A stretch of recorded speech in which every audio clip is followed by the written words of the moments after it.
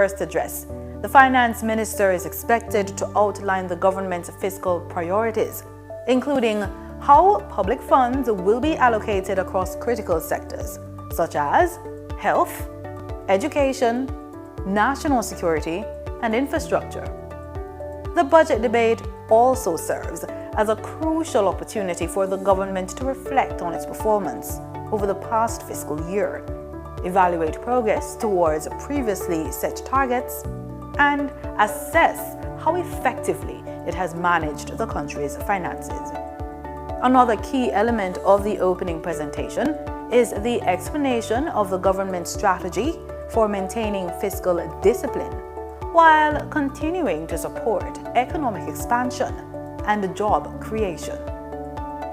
The Finance Minister will also signal areas where increased investment is planned, particularly in social protection, public sector transformation, and economic resilience.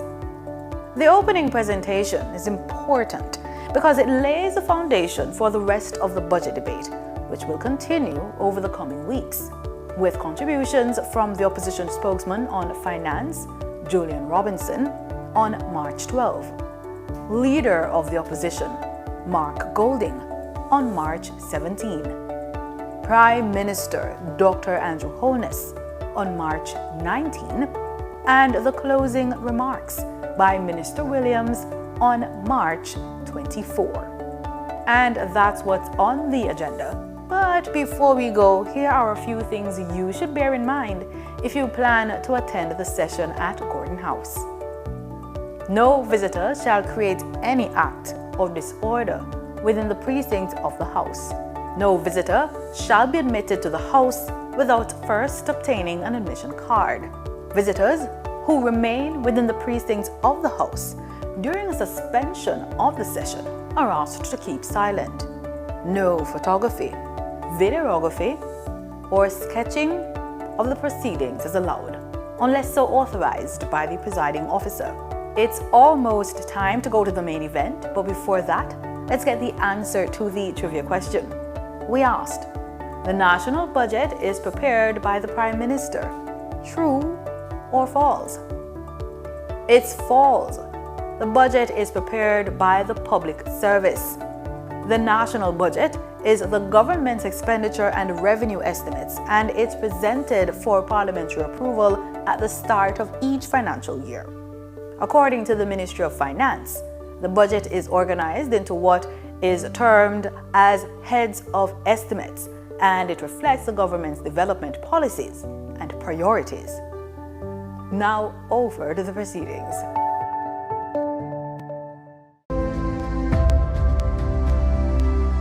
I wonder who that somebody be. No, sir. Let me look for my glasses. Oh, how does somebody look like right up? It's Lottie, what go on?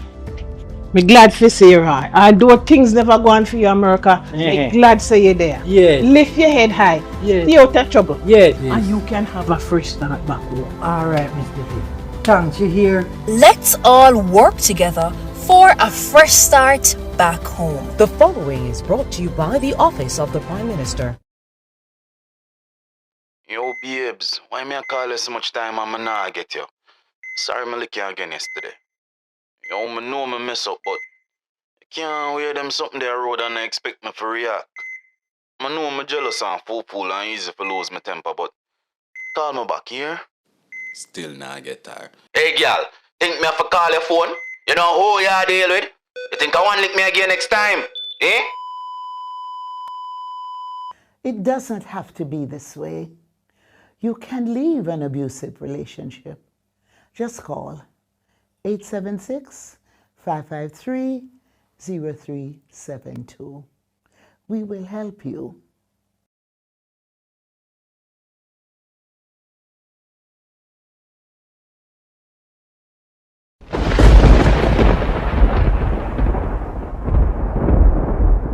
When the storm rages and the world feels shaken, remember, our strength lies in unity.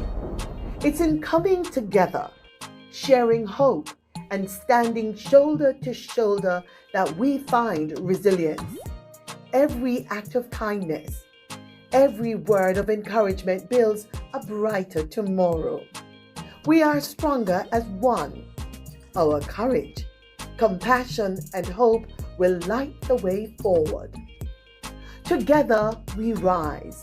Together we rebuild, because hope is never lost when we stand united, because we are stronger together.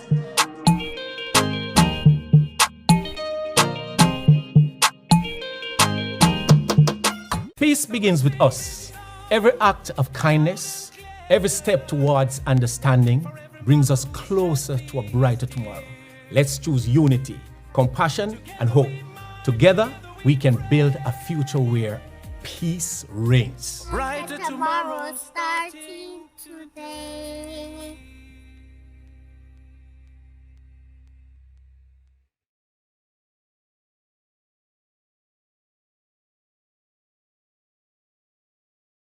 What is the role of a backbencher in government? I'm glad you asked.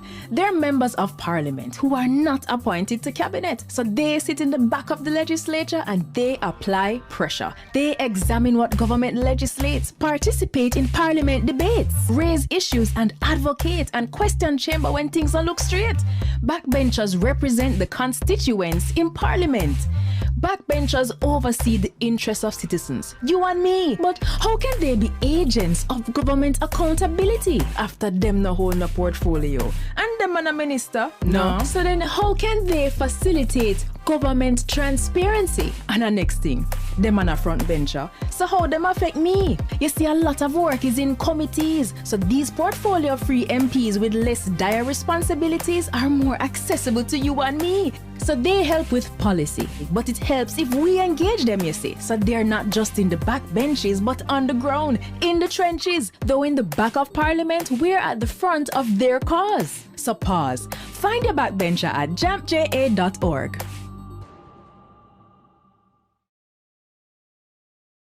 Hey, I'm Abijah, the Roots Man. Today, I want to talk to you about something powerful. Peace. Peace isn't just the absence of conflict. It's about kindness, understanding, and respect. It starts with us. Every choice we make can build bridges or burn them. Let's choose peace in our words, our action, and our hearts. Peace begins with you. Together, we can create a brighter and safer future for everyone. Join me. Let's be that change we want to see.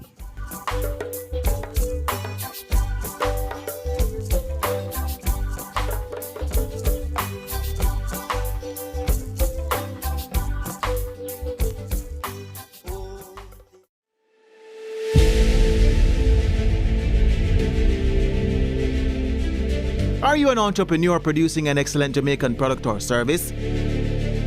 Did you know you can earn hard currency and more significant returns by exporting? Contact the Ministry of Industry, Investment and Commerce to help propel your business along the export lane. Everything you can produce, the Jamaicans overseas want it. We're not going to get rich by just bringing down the debt. We're going to get rich by exporting a lot more. So grow exports, create job opportunities, drive economic growth through exports to make Jamaica a richer and much more prosperous country.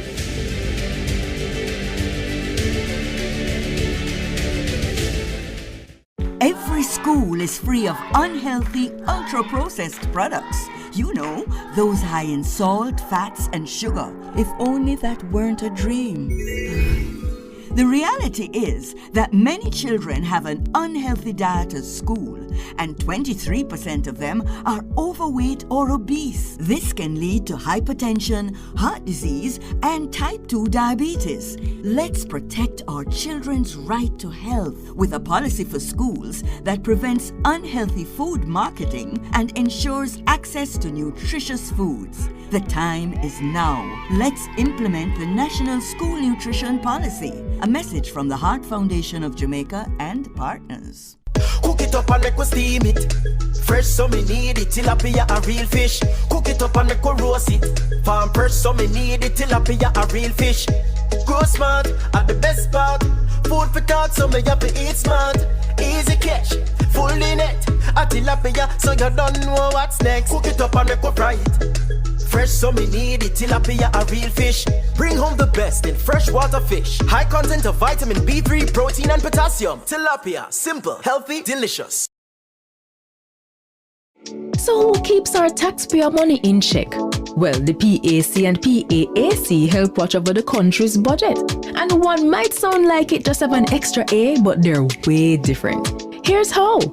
The PAAC and PAC are two committees that watch the money. The Public Accounts Committee reviews government projects after them close. They do a post-audit check to see what problems arose with the costs and call officials to explain decisions that cause budget mismanagement. And then they recommend corrective action. So the problem will happen from when, not happen again. But what about the money we are spending right now? The PAAC. That's how Public Administration and Appropriations Committee pretty much means your money will protect as it happen, we check. While projects go on, things are accurate. As government spend the nation's budget, PAAC reviews it. They examine proposals and summon officials to find problems before them don't use it. So the PAC and PAAC are two parliamentary committees that watch over the country's wallet to protect the budget and keep it in check. And you can get involved. Just visit jampja.org. Hey, I'm Abijah, the Rootsman. Today, I want to talk to you about something powerful. Peace. Peace isn't just the absence of conflict. It's about kindness, understanding, and respect. It starts with us. Every choice we make can build bridges or burn them. Let's choose peace in our words, our action, and our hearts. Peace begins with you. Together, we can create a brighter and safer future for everyone. Join me. Let's be that change we want to see.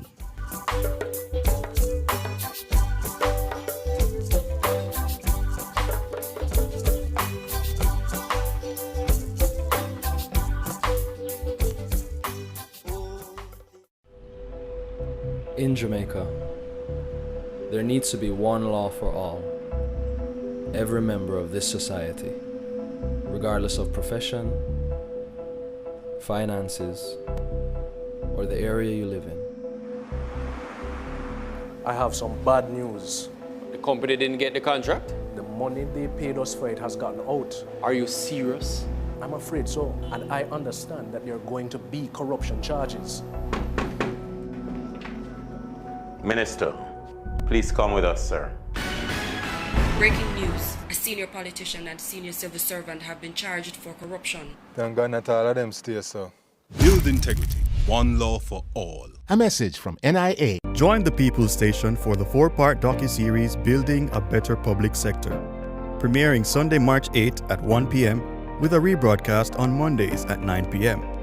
Presented by the Transformation Implementation Unit. We want a peace for Jamaica. Yeah. We have to be our brother's keeper. Yeah. Jamaica live good, yeah. I make we enjoy life. Want we feel safe at night. Jamaica live good. I better you and I. No say we future bright. Jamaica live good. Come together as one. I make the violence the world. Today, we can report 2 consecutive years of reduction in major crimes and murders, with a significant reduction of almost 20% in murders for 2024. Between January 2022 and January 2025, we have reduced murders by 51%, and January 2025 had the lowest monthly murder count since September 2014. Our efforts have also resulted in the reduction of active gangs by 50%. We continue to increase firearm seizures, and in more communities, we are experiencing less violence. We will realize our vision of Jamaica as the place of choice to live, work, do business, raise families, and retire in peace and prosperity. The proceeding was brought to you by the Office of the Prime Minister. A new story is being written for all Jamaicans. The Ministry of Economic Growth and Job Creation is on a mission to transform lives. From increasing access to potable water, providing secure homes for the most vulnerable, and helping you own a piece of the rock. We're revitalizing communities and preserving our environment. We're making an impact. See the difference. Feel the difference. Building a better Jamaica for you and me. You can feel it. Make JC. Each year, the Jamaican Parliament approves billions in tax dollars to buy goods and services for Jamaicans. Awarding contracts to private companies to provide public goods and services is called public procurement, and it is a major hotspot for corruption. Can citizens spot the red flags in public procurement and help the government protect our taxes? Yes, they can. And here are 6 to watch for. Direct contracting. When contracts are frequently awarded to one supplier without other companies competing to offer a better price and quality, we usually end up paying more and getting less. Contract splintering. Big projects need big money and higher level approvals. But if the contract is cut up into smaller ones, it won't need external approval from offices like the Public Procurement Commission or Cabinet. This makes it easier for contracts to avoid additional scrutiny. Timing of advertisements. Contracts advertised during distracting periods like the holidays can result in less competition and a really strong advantage for the favored company. Like Christmas time, work slows down and companies are less attentive to business opportunities. Emergency contracting. Claiming emergencies allows officials to legally bypass normal procurement rules, making it easier to award contracts to favored companies. Contract timing. Contracts awarded just before or after election can be payback for campaign support and not based on what Jamaicans really need. Collusion. And what if penalties are not enforced when work is poorly done? This could be a contractor and public official working together for private benefit. And if it is, this is collusion. These flags do not prove corruption, but they trigger questions that citizens must ask. So mind your business, Jamaica. Visit the JAMP Procurement Tracker to monitor government contracts. If you spot these flags, use our ATI tool to ask questions and demand accountability. Me, I go show them my way of justice. I'm abused. I need legal advice. I don't deserve this. The truth of the matter is, justice there for all of we. The Ministry of Justice has trained more than 5,600 persons in restorative justice practices. More than 200,000 victims have been supported by the victim services. Legal aid has reached thousands island-wide. Make we talk it out, not fight it out. Call 888 Justice today. The following is brought to you by MOCA, the major organized crime and anti-corruption agency with kind support of NIA and USAID. Lock them away. Lock them out. Criminal minds think they are cunning. The major organized crime and anti-corruption agency have them running. Your friend a shout, come scam. Take time running, are we ready for the ops? Drive up on your block, step out now me black cyber take away your laptop. Pull up every lock, no evidence to drop. We put it in a cuffs and now we have the underground. Sin you say scam, you better look out fit. When you move corrupt, better look out fit. Please say you get wet, look out fit. Look out fit, look out fit. From you say scam, you better look out fit. When you move corrupt, better look out fit. Please say you get wet, look out fit. Look out fit, look out fit. The proceeding was brought to you by MOCA, the major organized crime and anti-corruption agency with the kind support of NIA and USAID. Motorists, as Minister of Justice, I appeal to you, obey the road code, pay your ticket on time, and only go to court if the ticket is being contested. Close to 80% of matters coming to the parish courts are for traffic breaches. Let's work together to make our roads safe and ease the burden on our courts. Wonder who that somebody be? No, sir. Let me look for my glasses. Oh, that somebody look like right, sir. It's Lottie, walk on. Me glad for see you, right? Although things never go on for you, America, me glad to see you there. Yeah. Lift your head high. Yeah. Stay out of trouble. Yeah. And you can have a fresh start back home. All right, Mr. P. Thanks, you hear? Let's all work together for a fresh start back home. The following is brought to you by the Office of the Prime Minister.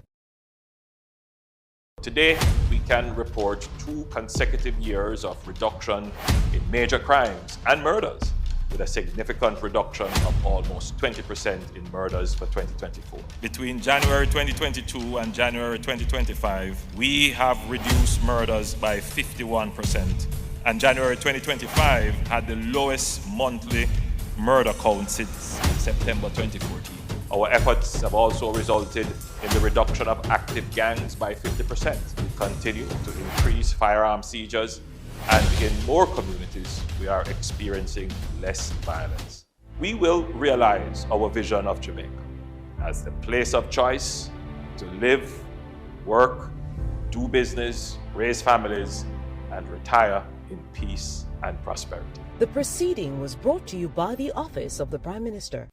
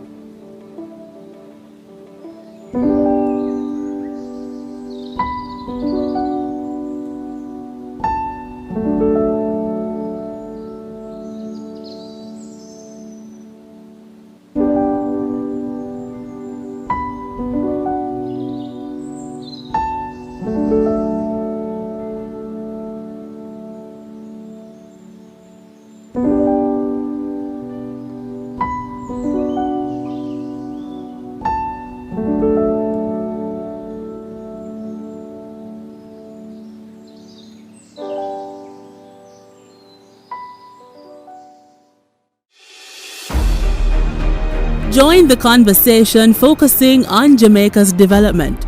Tune in to the post-cabinet press briefings, Wednesdays live at 9 a.m. with a rebroadcast at 9 p.m. right here on PBCJ, the People's Station.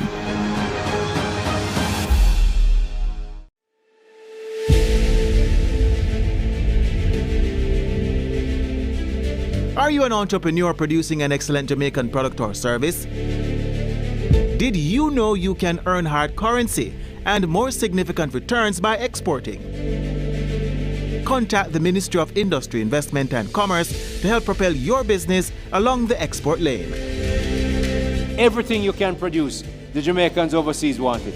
We're not going to get rich by just bringing down the debt. We're going to get rich by exporting a lot more. So grow exports, create job opportunities, drive economic growth through exports to make Jamaica a richer and much more prosperous country.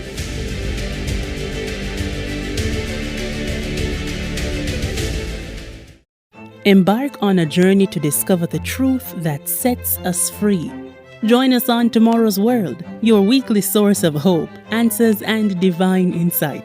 Sundays at 9 a.m. with rebroadcasts on Tuesdays and Thursdays at 5:30 a.m. Tune in right here on PBCJ, the People's Station, and be inspired.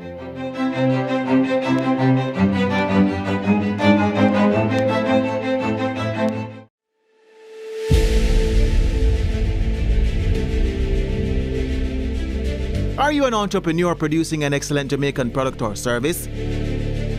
Did you know you can earn hard currency and more significant returns by exporting? Contact the Ministry of Industry, Investment and Commerce to help propel your business along the export lane. Everything you can produce, the Jamaicans overseas want it. We're not going to get rich by just bringing down the debt. We're going to get rich by exporting a lot more. So grow exports, create job opportunities, drive economic growth through exports to make Jamaica a richer and much more prosperous country.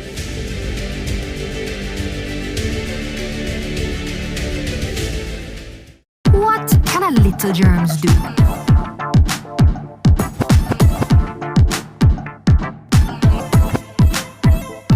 Pink eye running belly, even flu. Germs can make them happen to you.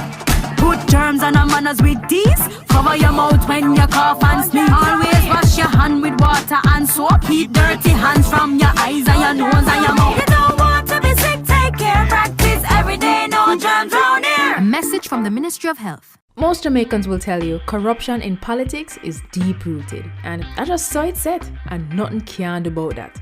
But actually, there is, and another 152 countries are doing it. It's called asset declaration, and it works best where citizens themselves understand it and help to ensure the law is enforced. Corruption happens when public officials abuse their power to benefit themselves, family, or associates. Jamaica's Integrity Commission Act was designed to prevent corruption, and here are 5 things you should know. 1. Under this law, every year MPs and senators must report what they earn, own, and owe, and if they don't, they'll be sanctioned. 2. Their report must include the same kind of information for their wife or husband and children. 3. If they get a gift worth more than $100,000 from anyone who's not family, they must declare it. 4. A summary of the declarations of our Prime Minister and opposition leader must be published where the public can read it. 5. Parliamentarians can now be prosecuted by the Integrity Commission. They can be fined up to $2 million or serve up to 2 years in prison if they don't file their declaration or if they give false information, and $500,000 for not filing on time or ignoring requests for information. Unfortunately, our parliamentarians made changes that prevent the public from knowing when they've broken the law or when they're being investigated. We really need to change that.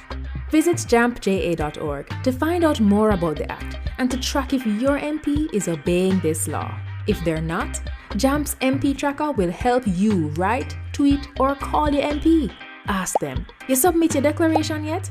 The Integrity Commission clear you? Let's help the Parliament stay honest. A message from the Jamaica Accountability Meter Portal, funded by the European Union and the Inter-American Development Bank in partnership with the Private Sector Organization of Jamaica.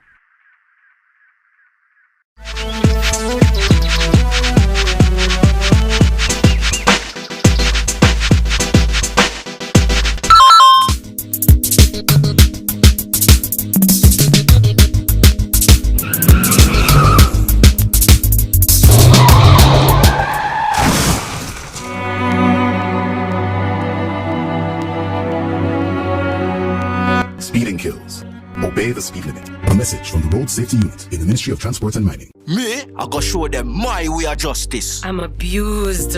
I need legal advice. I don't deserve this. The truth of the matter is, justice there for all of we. The Ministry of Justice has trained more than 5,600 persons in restorative justice practices. More than 200,000 victims have been supported by the victim services. Legal aid has reached thousands island-wide. Make we talk it out, not fight it out. Call 888 Justice today.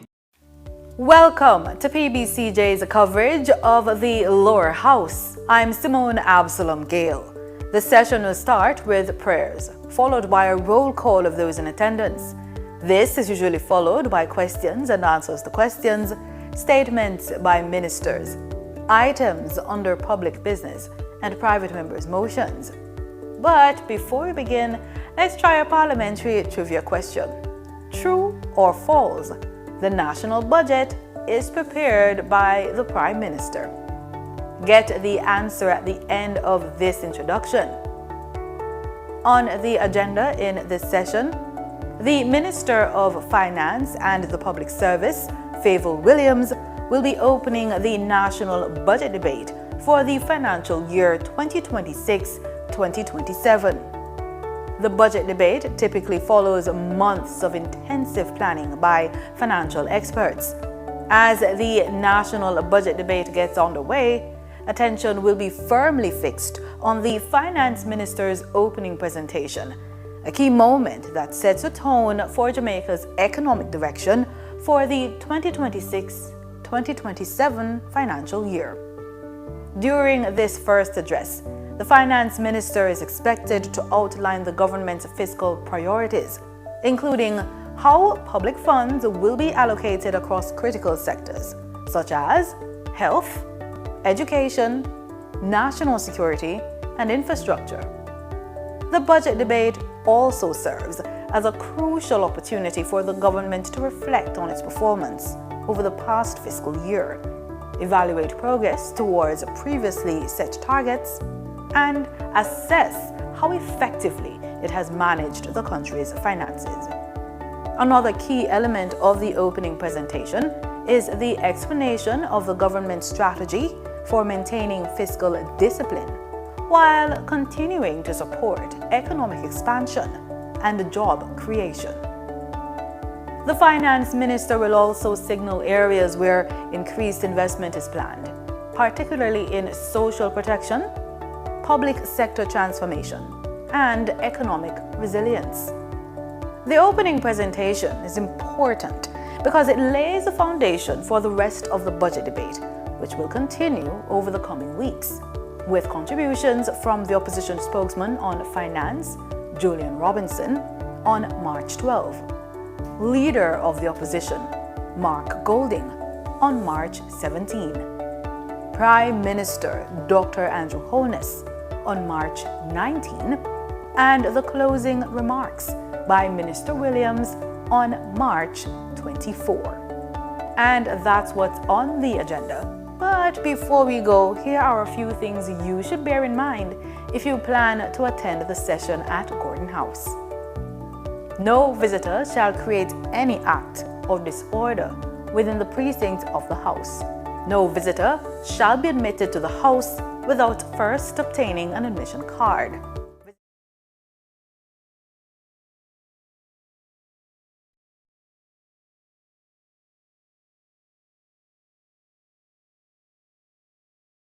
Particularly for today, Tuesday, March 10, 2026. Today, we commence the budget debate for the financial year 2026-2027, and we will hear from the Honourable Minister of Finance and the Public Service as she opens the debate. No doubt, members will afford her their full attention, and as always, it is expected that members will maintain the standards of this Honourable House in accordance with the standing orders as well as established practice and procedures. We are joined today by members of the Diplomatic Corps. They are seated to my right in the gallery above, officials from the Ministry of Finance and the Public Service, as well as members of civil society. I do take note of 3 of our senators here too, Senator Morgan, Senator Bennett Cooper, and Senator Golding, and former Member of Parliament Sharon Hay Webster is seated here, coming to support our Minister of Finance. We are also joined by several persons from the constituency of St. Andrew Eastern.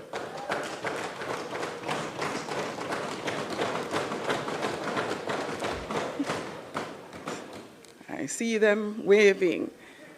I also see members of Minister Williams' family seated in the gallery. Welcome.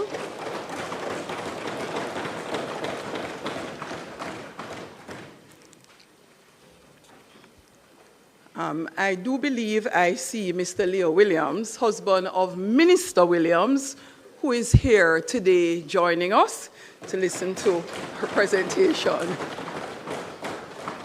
Members, these proceedings are all being broadcasted live by PBCJ, and we welcome those joining us via the various social media platforms and other media outlets. We trust that all viewing will find these proceedings both informative and productive. Call of the roll.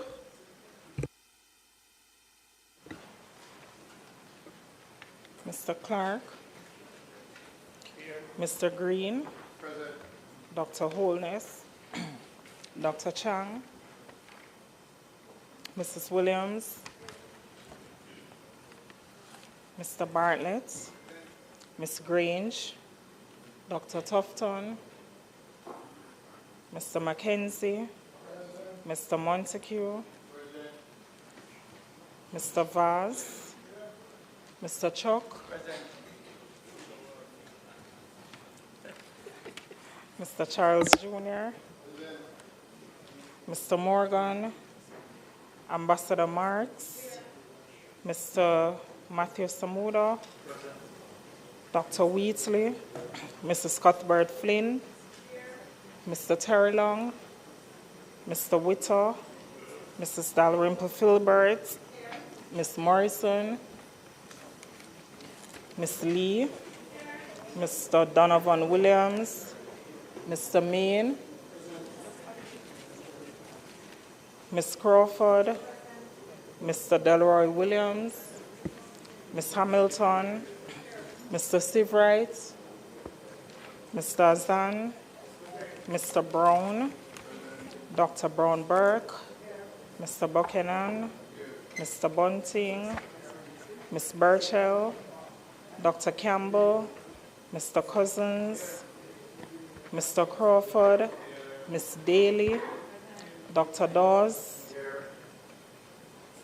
Mr. Golding, Mr. Gordon, Mr. Hales, Mr. Hines, Mr. Hilton, Mr. Jackson, Ms. Jess, Mrs. Malahoo Fort, Mrs. Miller Bennett, Mr. Morris, Mrs. Nita Garvey, Mr. Newell, Mr. Paulwell, Mr. Phillips, Ms. Perkis, Mr. Robertson, Mr. Robinson, Dr. Russell, Ms. Shaw, Mr. Smith, Mr. Dwayne Vaz, and Mr. Warmington. Thank you, Madam Speaker. House Leader.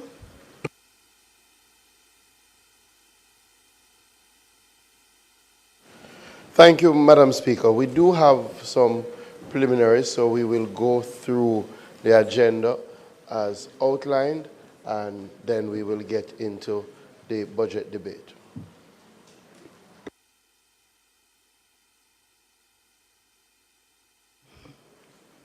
Statement by ministers, announcements. Clark.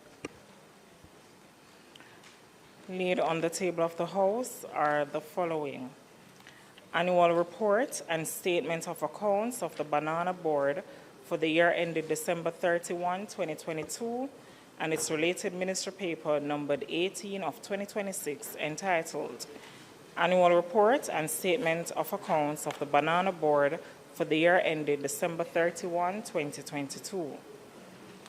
Annual Report and Audited Financial Statements of the Milk River Hotel and Mineral Spa for the years 2022, 2023, and 2023-2024.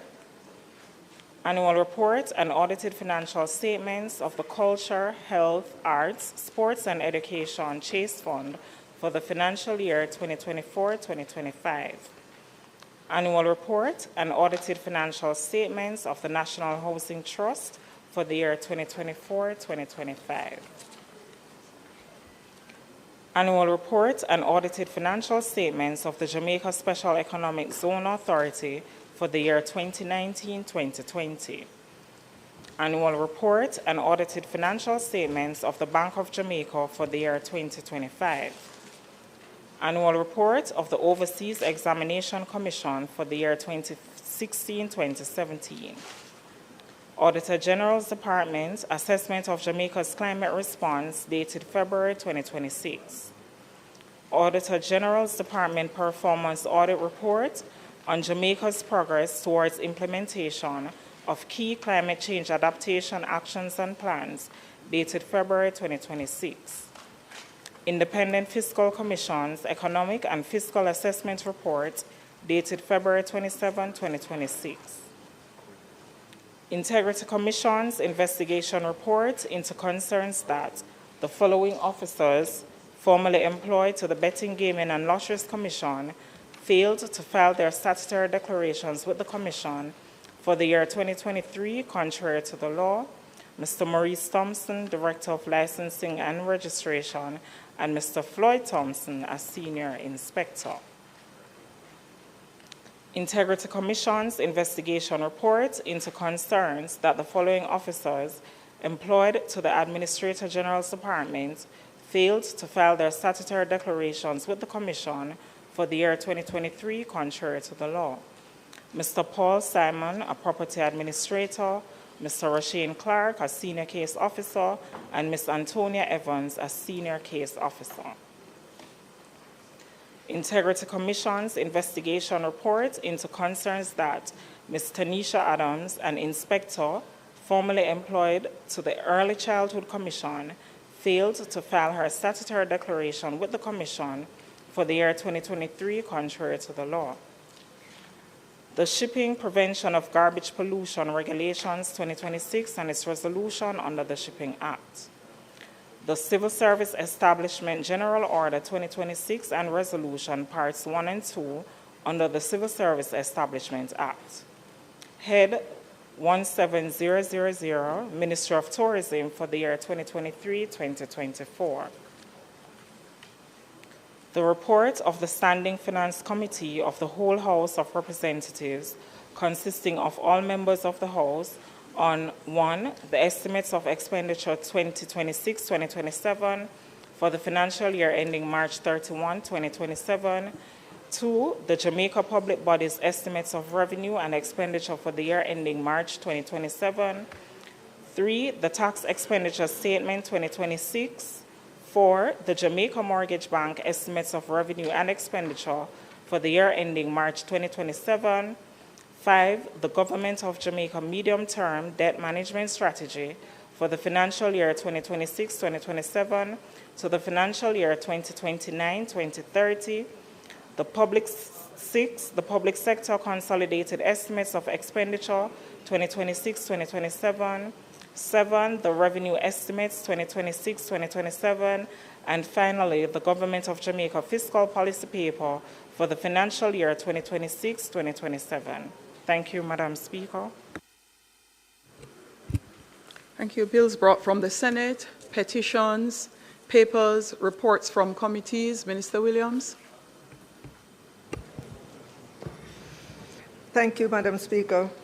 Madam Speaker, I beg to lay on the table of the House a copy of the report of the Standing Finance Committee of the whole House of Representatives, consisting of all members of the House, on the estimates of expenditure 2026-2027 for the financial year ending March 31, 2027.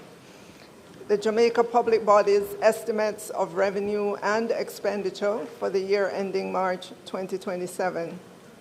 The tax expenditure statement 2026. The Jamaica Mortgage Bank estimates of revenue and expenditure for the year ending March 2027. The Government of Jamaica Medium-Term Debt Management Strategy for the financial year 2026-2027 to the financial year 2029-2030. The Public Sector Consolidated Estimates of Expenditure 2026-2027. The Revenue Estimates 2026-2027.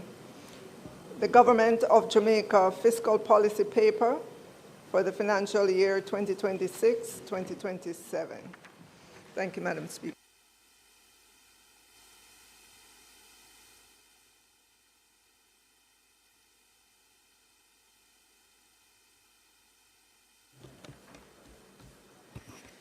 Notices of motions given orally. House Leader.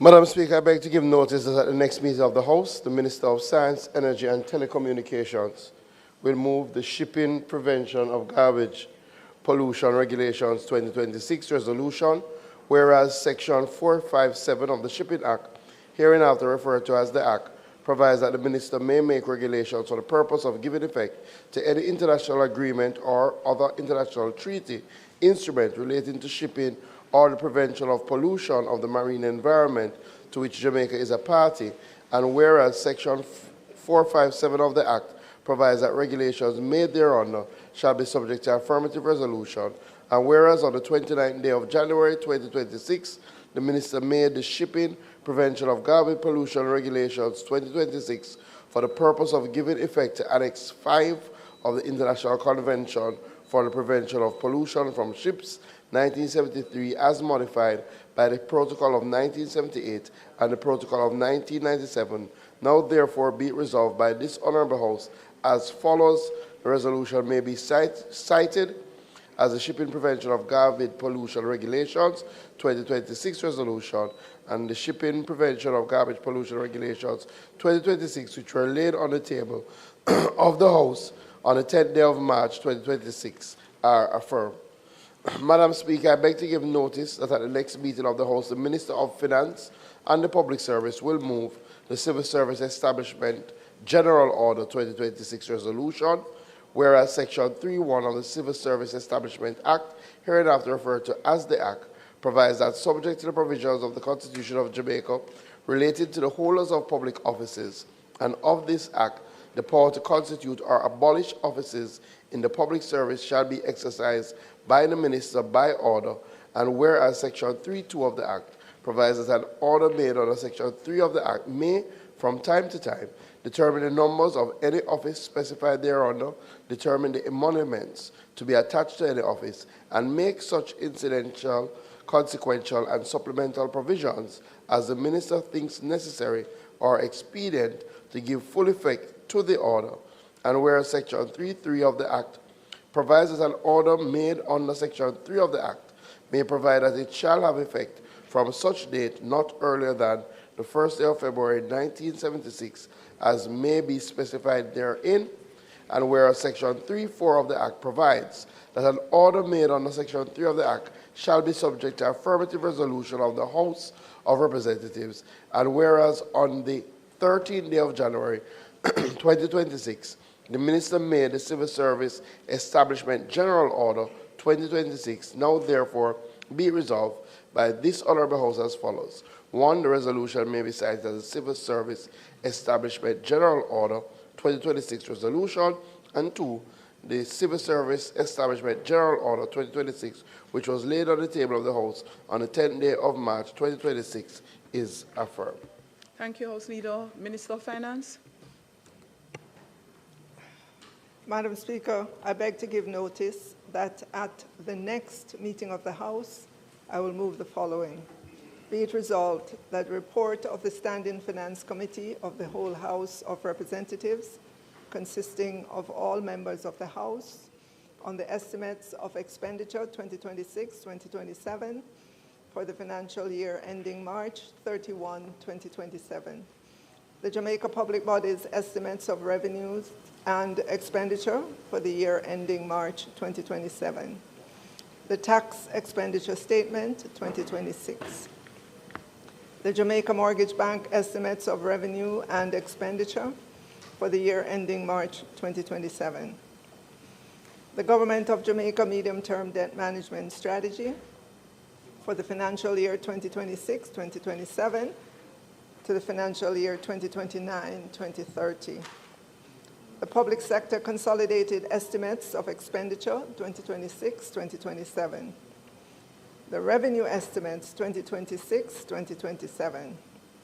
The Government of Jamaica Fiscal Policy Paper for the financial year 2026-2027, which was laid on the table of the House on the 10th day of March 2026, be adopted.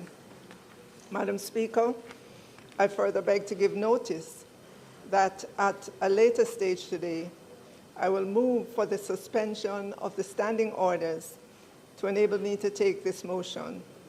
Madam Speaker, I also beg to give notice that at the next meeting of the House, I will move to introduce and have read a first time a bill entitled An Act to Apply a Sum out of the Consolidated Fund to the service of the year ending on the 31st March 2027, and to appropriate the sums granted in this session of Parliament. Thank you, Madam Speaker.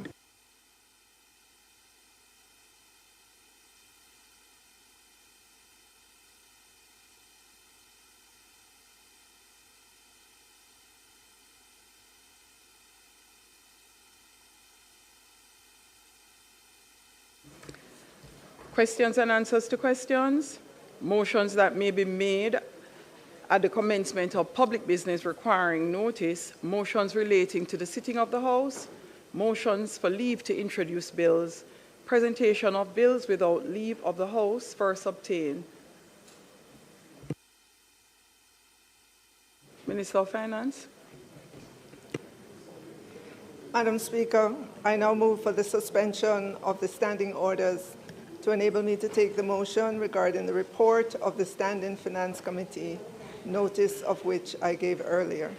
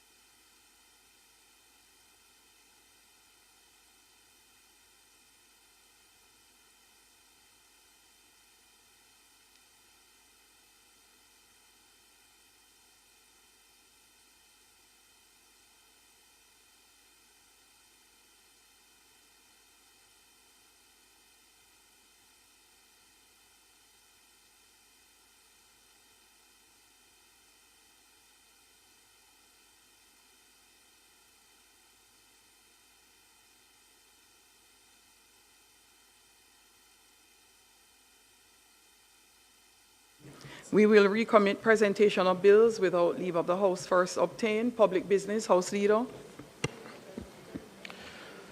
Thank you, Madam Speaker. Let me join with you to welcome members of the Diplomatic Corps who are here today and other guests, especially those from Eastern St. Andrew, who have journeyed here to hear their extremely hardworking Member of Parliament and our Minister of Finance in the start of the budget debate.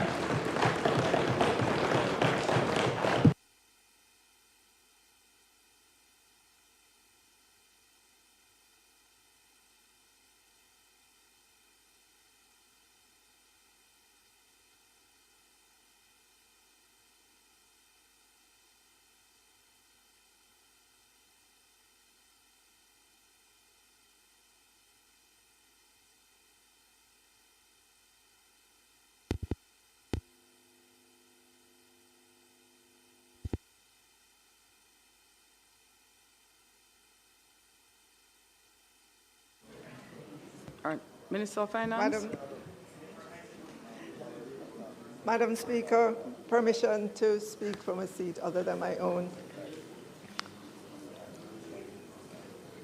Madam Speaker, I now move for the suspension of the standing orders to enable me to take the motion regarding the report of the Standing Finance Committee, notice of which I gave earlier. Permission granted. Reseating. The question is that the standing orders be suspended to enable the Minister of Finance and the Public Service to take the motion, notice of which she gave earlier in regards of the Standing Finance Committee report. Those in favor? Those against? The ayes have it.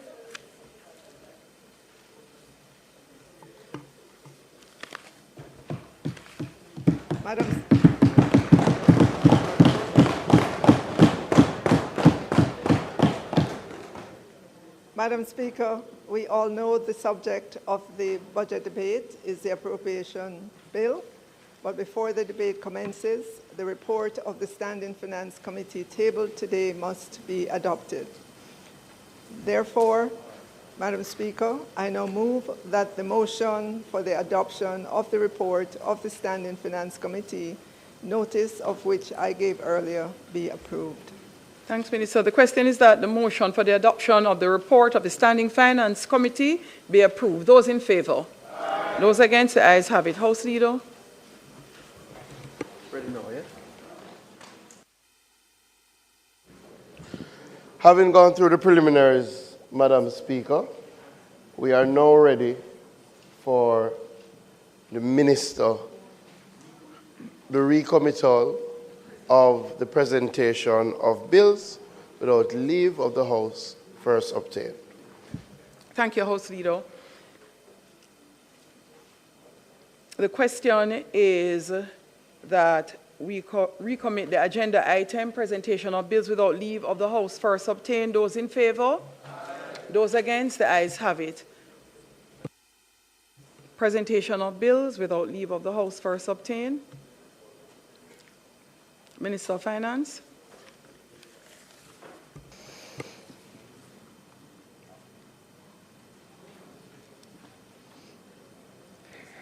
Madam Speaker, I move to introduce and have read a first time a bill shortly entitled the Appropriation Act 2026. The question is that the bill be read a first time. Those in favor? Those against? The ayes have it. Clerk. A bill shortly entitled the Appropriations Act 2026 read a first time. Minister Williams.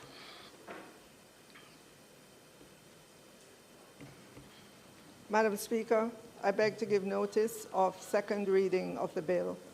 I further beg to give notice that at a later stage today, I will move for the suspension of the standing orders to enable me to take second reading of the bill and to commence the budget debate. Thank you, Minister. Public Business, House Leader.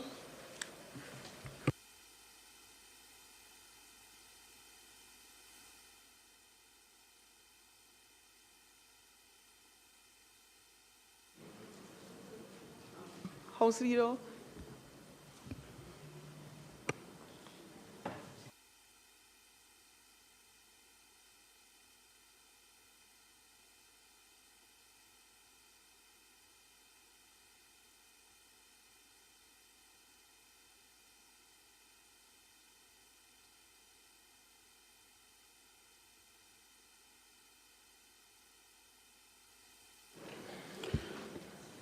Thank you, Madam Speaker.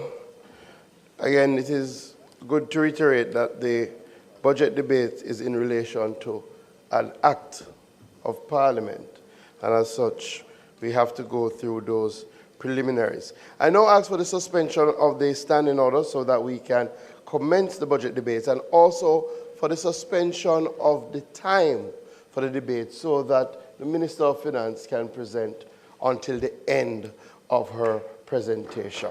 Madam Speaker, the Minister of Finance. Thank you. Members, those in favor? Those against? The ayes have it.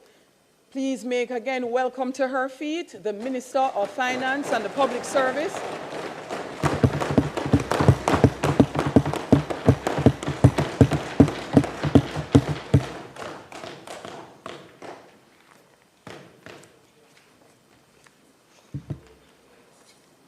Thanks.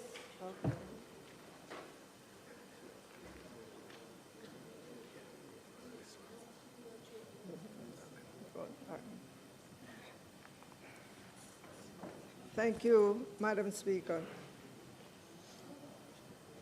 Madam Speaker, recently on a popular radio station, I heard a popular commentator bemoan how much time politicians take in their budget speeches to say thank you to everybody and their mother.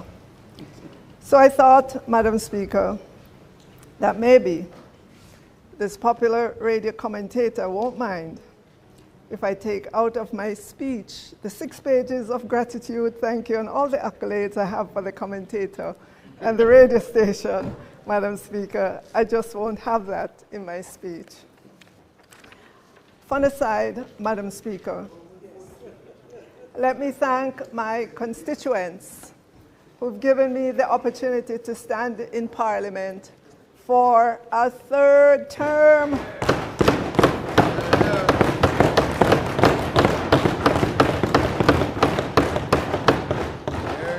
To work on behalf of all Jamaicans. Yes. To our Prime Minister for his continued faith and confidence in me, my family, my husband in particular, my friends, for their patient and unquestioned love.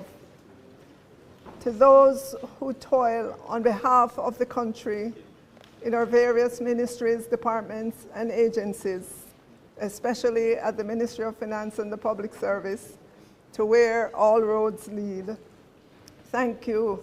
And let me say thank you to the Financial Secretary and the entire team, the various departments and agencies of the Ministry of Finance and the Public Service. I know the long hours you put in. I experience your commitment. To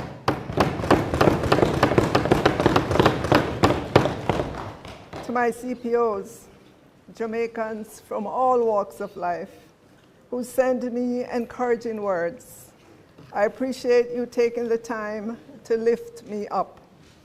My WhatsApp gets filled up fast, but I don't mind. Your words keep me going. Thank you. Last year, Madam Speaker, during the budget cycle, the budget debate, Jamaicans saw me in the capacity of Minister of Finance and the Public Service for the first time. Jamaicans now know that I was born in Ty-Dixon, St. Catherine, attended Ty-Dixon Primary School, and then Ferncourt High School.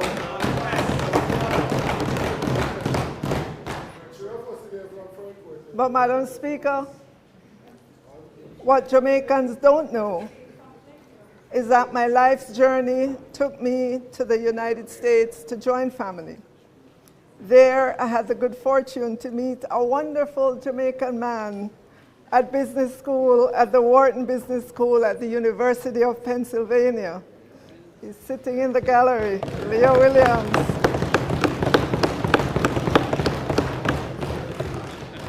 Madam Speaker, marriage, employment in the financial sector in the United States, and 2 beautiful children a few years later started to cement our permanence in the United States some many years ago.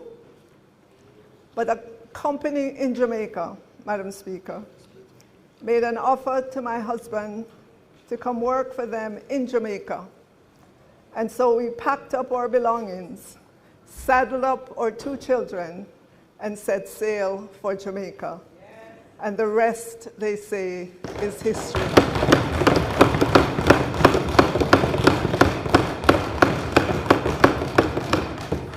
Madam Speaker, as I look back and reflect on my life, my journey to be standing here again today as Jamaica's first female Minister of Finance and the Public Service, I say to all young girls across Jamaica, gender does not have to limit your aspirations.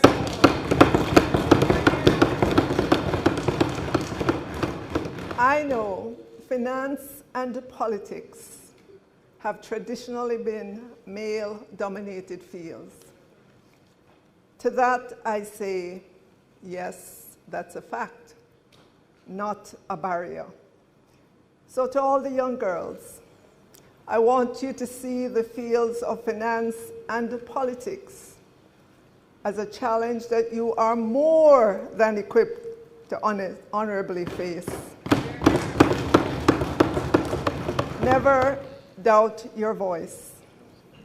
To our women, at whatever point you are in your careers, speak up and claim your seat at the table, even if you are the only woman there. It's your ideas and values that count, not your gender. Madam Speaker, last Sunday was International Women's Day. I shared the day. Some of our men feel across Jamaica because you do not object to the sexual overtures does not mean you give approval. Do not let anyone tell you that silence means consent. Mash down that lie. It is one of those sayings that we are told from childhood days. That phrase, Madam Speaker, silent means consent, is meant to shut us down. It is meant to have us crawl into ourselves and never utter a word about the abuse or the abuser. And so I say to all our Jamaican women, married or unmarried, and to our girls who are suffering in silence, I pray you find your voice. I encourage you to speak out. Your boldness will help to sensitize this Jamaican society and begin the change in the hearts and minds of each person in our society, and I know of which I speak. To all our women and girls, know that this female Minister of Finance and the Public Service is in your corner.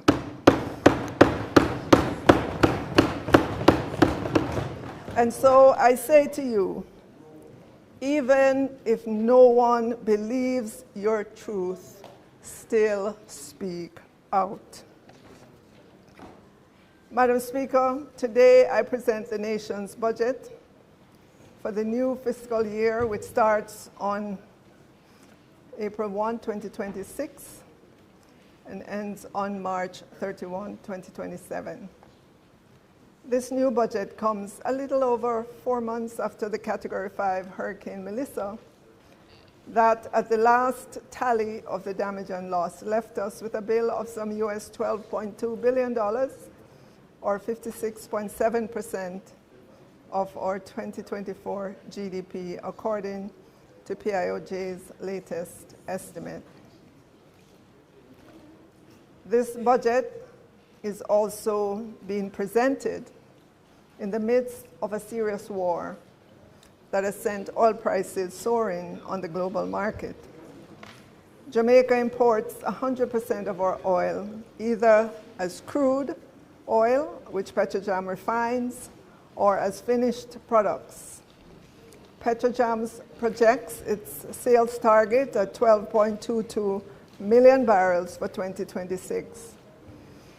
Add to this the millions of barrels that other suppliers in Jamaica buy for our consumption as households and businesses. Madam Speaker, the war in the Middle East has layered another risk in terms of rising oil prices in Jamaica. But Madam Speaker, I want to say to the Jamaican people and businesses, you can continue to have faith in this government.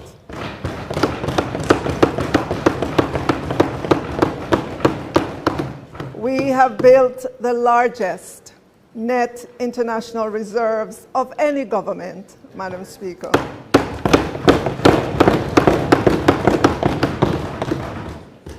Madam Speaker, the net international reserve stands strong at US $6.839 billion as of March 5th, 2026.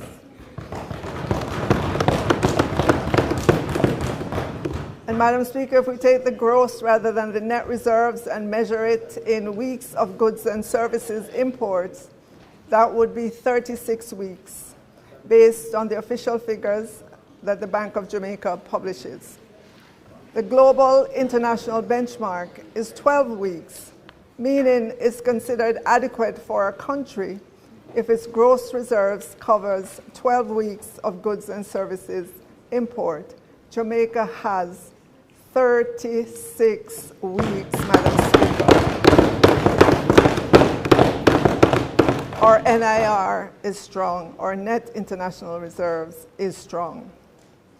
Madam Speaker, it is instructive to note that when we took over government in February of 2016, from the now opposition, the NIR at that time was only $2.269 billion.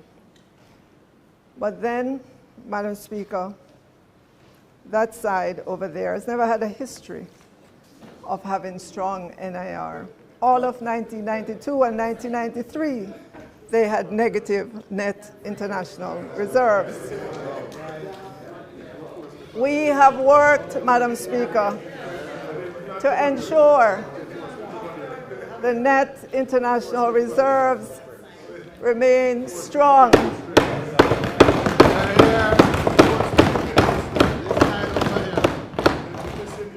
We have worked hard, Madam Speaker, to ensure the net international reserves remain strong for moments like these, because we know that the true purpose of the NIR is to protect Jamaica against the vagaries of the external world. One such is a significant sudden movement in oil prices. Madam Speaker, here is a perfect example of why we should not party with the rent money. We should not party. We should not party with the NIR, Madam Speaker. We must keep it strong. It is one of our important buffers. Madam Speaker, as a government, we will put our shoulders to the heavy task of reconstruction that is now required following the Category 5 Hurricane Melissa. The Jamaican people know that we will navigate through all the geopolitical uncertainties and the complexities that face us. We brought the nation safely out of COVID-19. We brought the nation through a Category 4 Hurricane Beryl and Tropical Storm Raphael, all in the same year in 2025. And, Madam Speaker, we have already demonstrated that we can take the nation through the Category 5 Hurricane Melissa. And we will take Jamaica through this significant war in the Middle East that has impacted oil prices. And so, Madam Speaker, I say to the people of Jamaica, you have our assurance that no matter to what level the price of a barrel of oil goes, this government has the leadership capacity and capability to lead Jamaica safely through any storm, oil price increase, or any other geopolitical issues that come our way. You have the evidence of our leadership. You can bank on us. Madam Speaker, this budget for the new fiscal year is one that I've defined as a moment of consequence. It is a moment that matters, a turning point, a critical juncture, or a time when the results of actions or decisions truly make an impact. All told, Madam Speaker, for the current fiscal year that we're ending, the Category 5 Hurricane Melissa year, the PIOJ now estimates that GDP growth will be negative 1.4% for the full year, for the full fiscal year 2025-26, given the significant fallout in the October to December quarter, which was a quarter in which the Category 5 hurricane battered the western parishes. Madam Speaker, both PIOJ and the Bank of Jamaica have had positive revisions to the GDP estimates. The primary impetus for this is the speed with which the economy is rebounding. For the new fiscal year, which will start on April 1, 2026, fiscal year 2026-27, the PIOJ projects that the economy will return to growth in the range of positive 1 to 2%. Madam Speaker, I do not believe that anyone who traveled to Western Jamaica to look at the devastation the day after the hurricane would have believed then that we would be expecting positive GDP growth for the full fiscal year 2026-27, given the devastation that was before their very eyes. Madam Speaker, that is a result of a government that leads from the front, businesses that take responsibility for their value to the Jamaican people, and a population that knows what it is like to get up and go. We could not have been emerging from the devastation of the Category 5 Hurricane Melissa without the collective resilience and work of the people, the businesses, government, or international partners, or diaspora, and all our friends across the span of the globe. And I want to say this afternoon, thank you to everyone. Madam Speaker, I read the recent Independent Fiscal Commission's report that was posted on its website regarding the government's budget figures. Of note, Madam Speaker, the Independent Fiscal Commission was created by this government to analyze the government's budget and offer a second independent opinion. Madam Speaker, we respect the opinion of the Independent Fiscal Commission. And I want to address directly an observation of the Independent Fiscal Commissioner that he made in his Economic and Fiscal Assessment Report, because it deserves a direct answer and not silence. The Commissioner has expressed concern that our nominal GDP growth projection of 9.2% and our real GDP growth of negative 0.5% imply a GDP deflator of approximately 9.7%, and that this appears inconsistent with current inflation trends and with historical post-disaster price behavior. Madam Speaker, I respect that concern.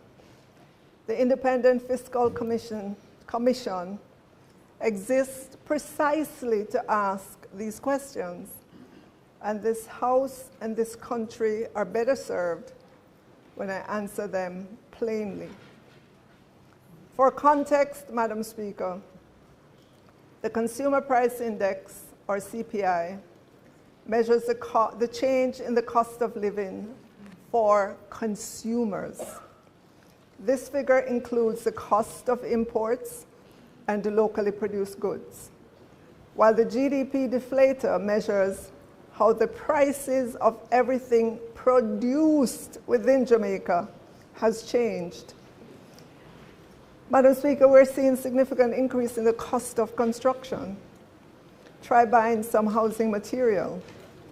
Try hiring a workman, a plumber, or a mason. If you can find one, as country people would say, you have to pay through the nose. There is more inflation than we would like in construction costs. The Independent Fiscal Commissioner also pointed to the fact that government's reconstruction activities have not revved up yet, and so the inflation, as measured by the GDP deflator, could not be as high as estimated. I want to call the Commissioner's attention to the fact that there is a lot of reconstruction activities happening all over Jamaica on the part of businesses and private people. Madam Speaker, the bottom line is CPI and GDP deflator are related, but not the same thing. In normal times, they track closely, and there's little difference. However, in the aftermath of an event like a Category 5 hurricane, where domestic production in certain areas has been decimated with scarcity influencing price of locally produced goods, and there's a surge in demand for reconstruction from citizens and businesses, we can have a wider than usual variance between CPI and the GDP deflator. It is not abnormal or suspicious. Madam Speaker, I also want to acknowledge the Commissioner's more pointed concern, and I will be candid about it. He's right that government's reconstruction activity in Jamaica has historically been delayed. He's right that capital underspending at the level of government is an issue. But Madam Speaker, if our GDP deflator projection rests entirely on government-executed reconstruction, I would be standing here on weaker ground, but it does not. The primary driver of near-term reconstruction price pressure will be the private sector by way of insurance-financed hotel refurbishment, household rebuilding, and foreign direct investment in damaged commercial infrastructure. That activity does not pass through our procurement system, and it will not wait. That activity, Madam Speaker, for those who travel the length and breadth of Jamaica, they will see that activity in full bloom all over Jamaica.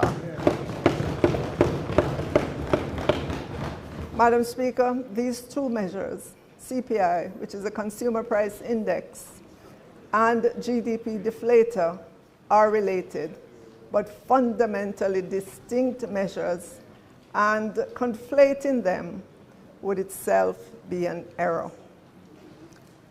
Madam Speaker, with that as a backdrop, I turn now to the central government's budget.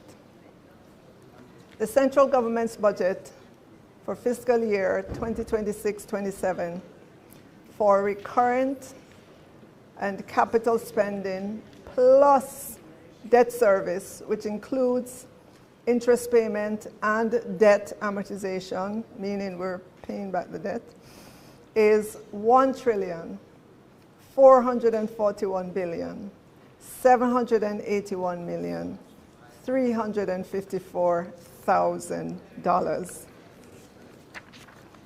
Madam Speaker, the summary components of the expenditure budget are outlined on page 1 to 4 of the estimates of expenditure 2026-27 for the financial year ending 31st March 2027. Further details are in its many pages, which underwent robust interrogation at the 2 marathon sessions of the Standing Finance Committee in this Parliament last week, Thursday and Friday. But, Madam Speaker, I'm specifically highlighting Jamaica's estimates of expenditure book to help our students know where to find this information. It is on the website of the Ministry of Finance and the Public Service.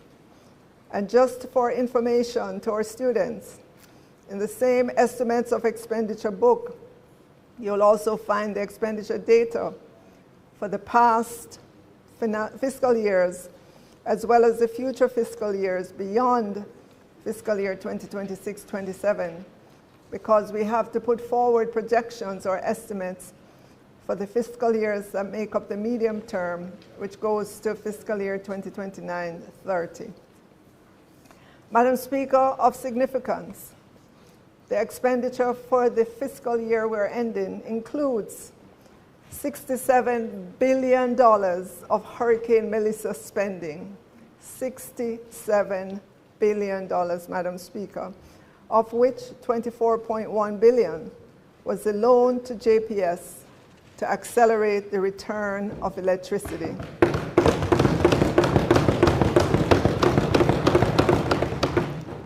The Cabinet, led by the Prime Minister, is to be commended for this historic decision. I thank all who were involved in the process, the Financial Secretary of the Ministry of Finance and the Public Service, the Attorney General's Office, Minister Vaz and his team, for the late nights and weekend work they did to hammer out an agreement with JPS. Madam Speaker, this was a consequential decision.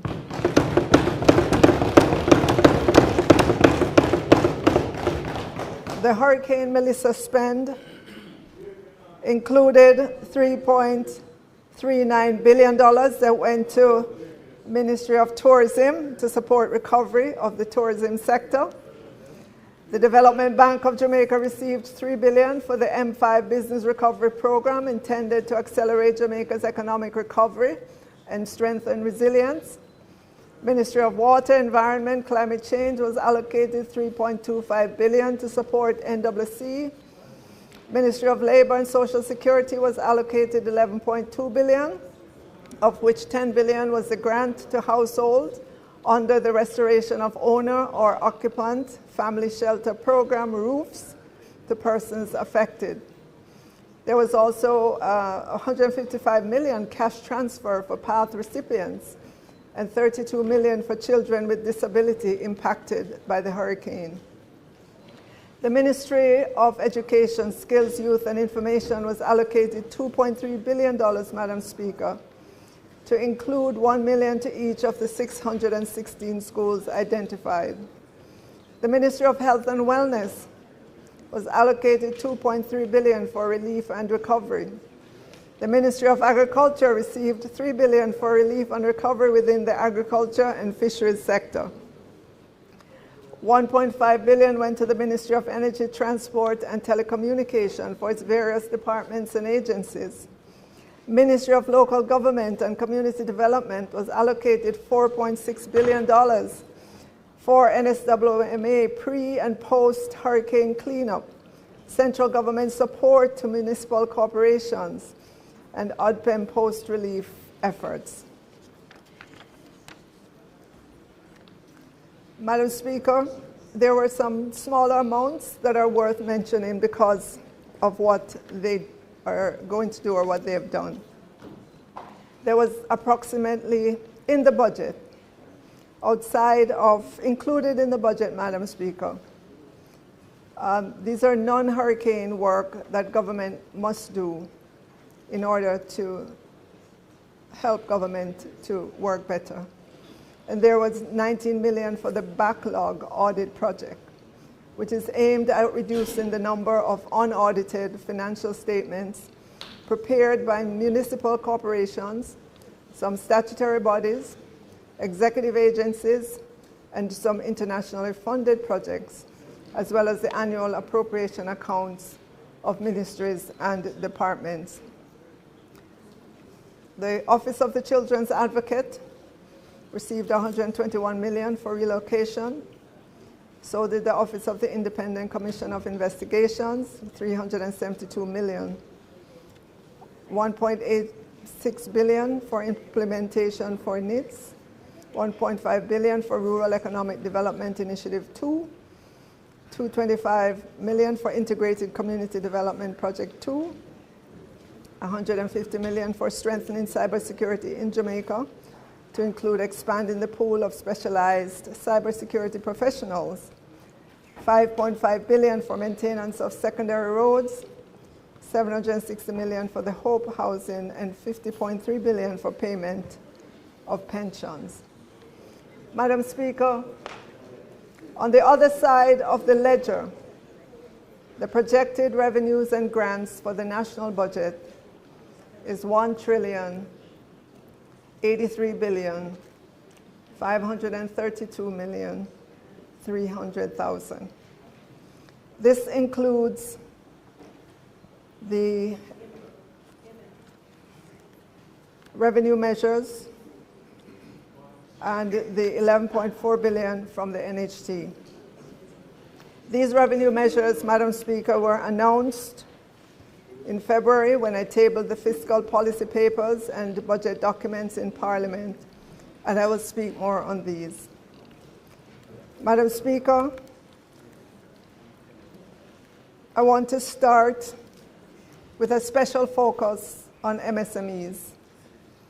This government remains committed to ensuring that micro, small, and medium-sized enterprises benefit meaningfully from public procurement opportunities.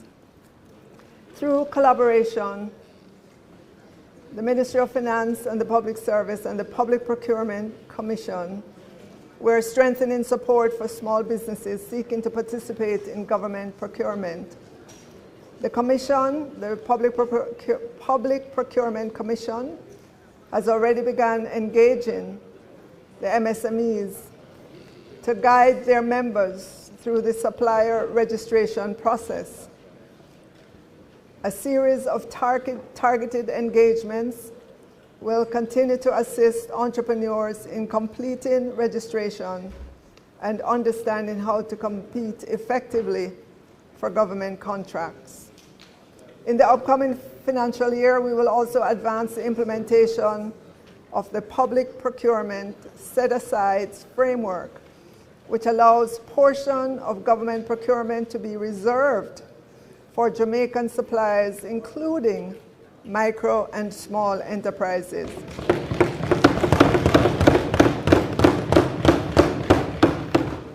In partnership, Madam Speaker, with the Public Procurement Commission, we will establish and maintain a verified list of qualifying MSME suppliers to enable procuring entities to easily identify eligible businesses when applying the set-asides provisions. Once the system is operational, the Ministry will issue a renewed directive to public bodies mandating utilization of the set-aside order with special emphasis on micro-enterprises with annual turnover below $15 million and small enterprises with turnover between $15 million and $75 million.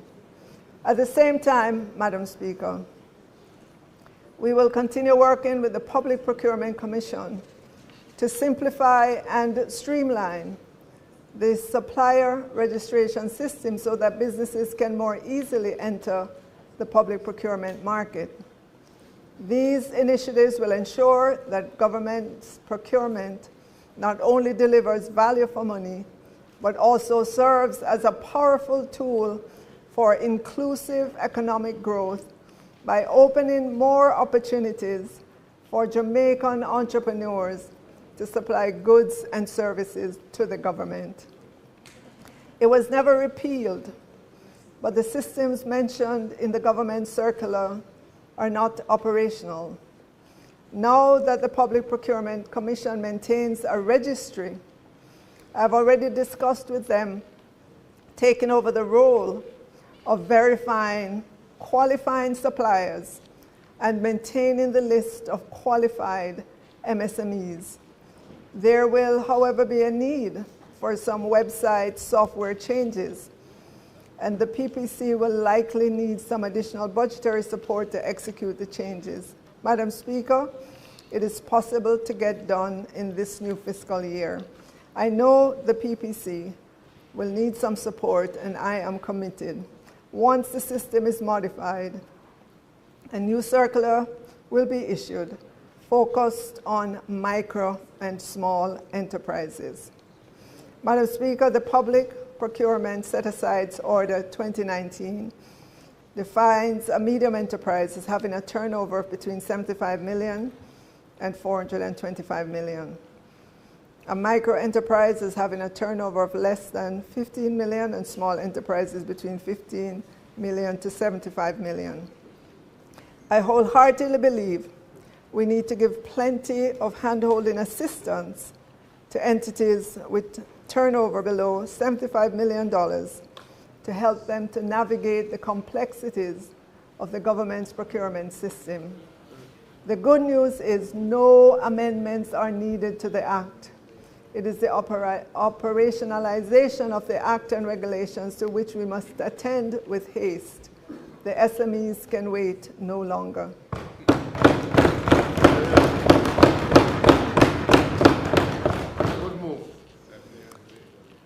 Madam Speaker, I turn now to the financial sector.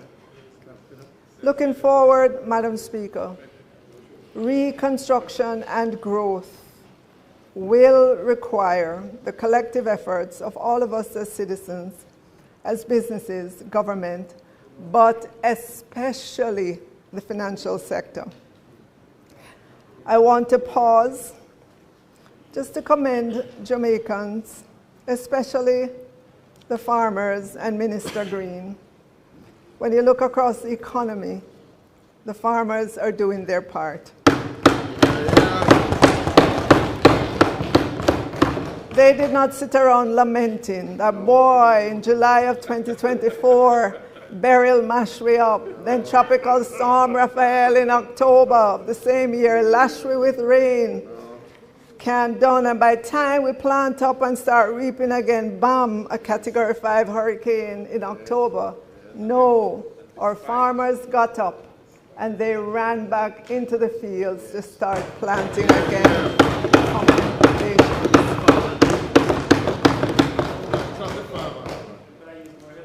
JPS did its part to get electricity back within 5 months. Thank you, JPS and your team. Thank you, Minister Vaz. Madam Speaker, the telecom providers ran as fast as they could as well to get connectivity back in the badly damaged parishes. Thank you, telecom providers. We often cuss you when our calls are not going through and our phone screens are only saying connecting, connecting, connecting. So when you do something well, we need to commend you. I want to thank Minister Samuda and the NWC crew. Another entity that Jamaicans often have choice words for when they dig up the road. But this time, I want to say thank you, NWC. You worked tirelessly to have water back to the damaged parishes. Of course, first out of the blocks was the NWA, the JDF, and the JCF. And a big thank you must go to our Prime Minister.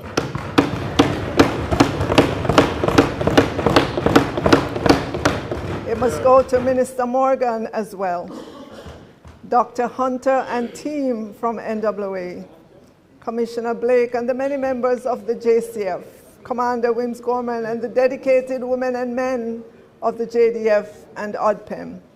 Madam Speaker, all across Jamaica, we can see evidence of green shoots. We know. We know that our Jamaican people, our industries, our international partners, our government are working on restoration, recovery, and growth. Madam Speaker, I've entitled this portion of my speech that's focused on the financial sector, Unlocking Capital for industry. For the insurance sector, Madam Speaker, there's a comprehensive framework. And for the securities dealers, there's the IOSCO framework.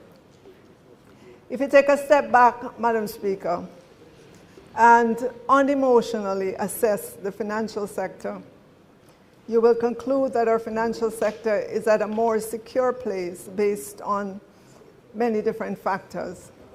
However, Madam Speaker, when I speak with the industry members, they point to several reforms that the government can do to have the sector produce more without unnecessarily increasing its risk.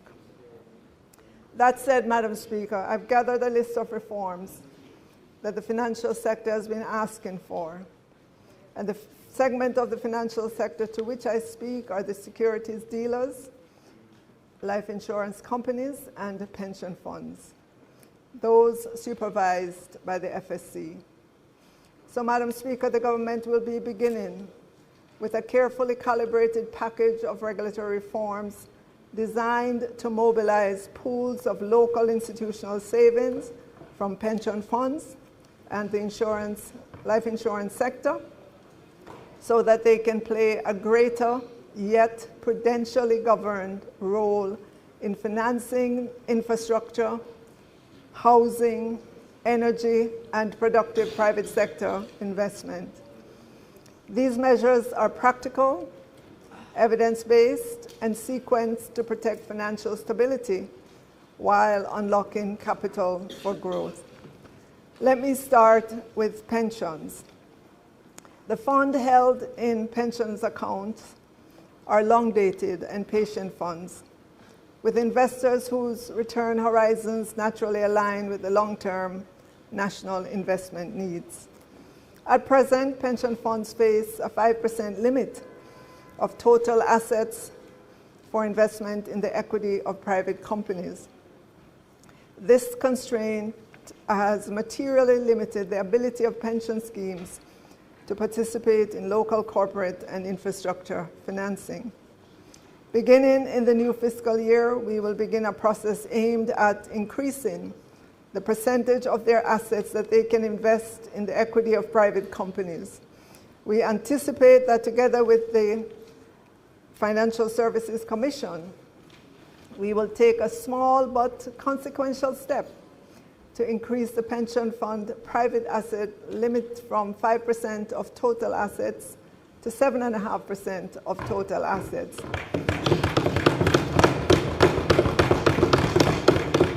This represents a measured, reversible step to allow funds to begin reallocating to well-governed private investments that match their long-term liabilities. Subject to supervisory monitoring, and in the absence of any unforeseen adverse consequences, we will complete the second phase of this increase to 10% by April of 2027.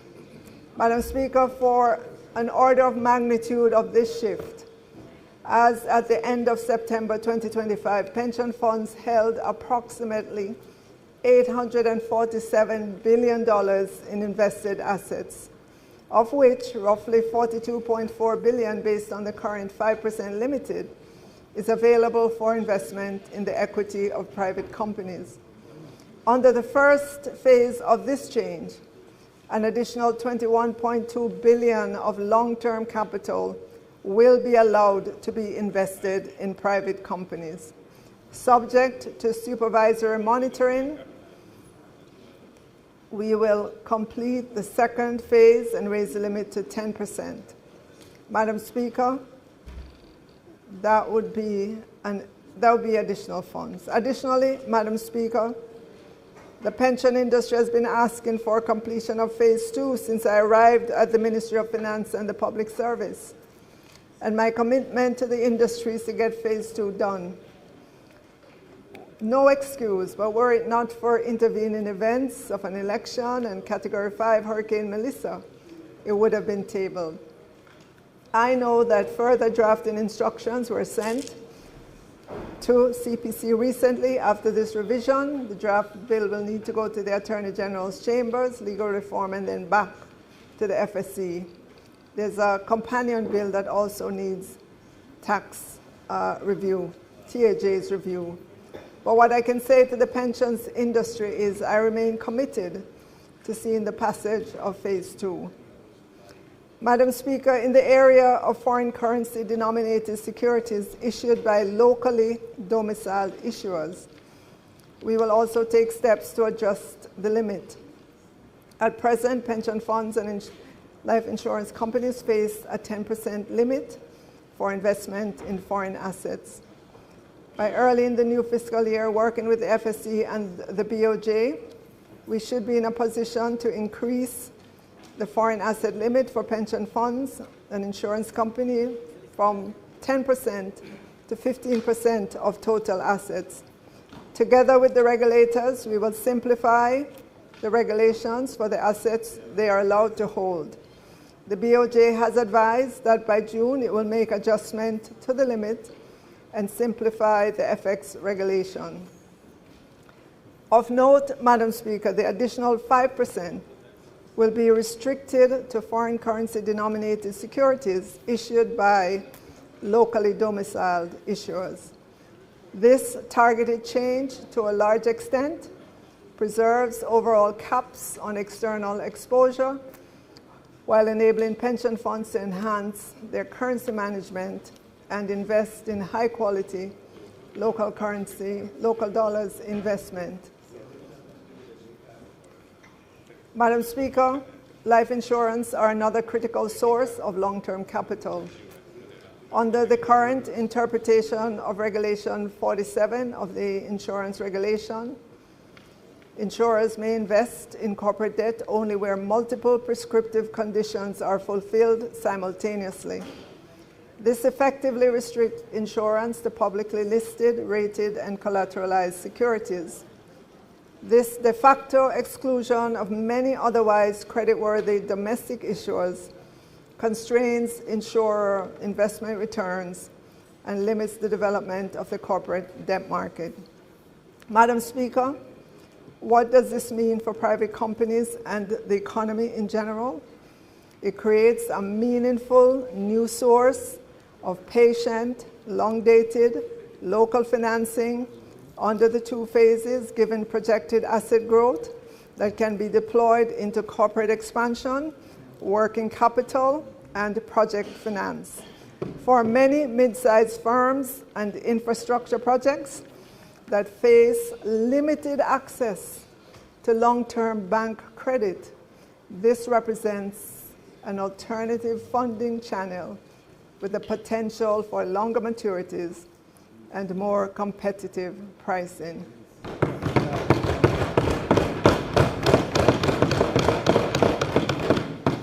Madam Speaker, to address this, we will simplify Regulation 47 so that insurers can invest in corporate debt where either of two objective criteria is met.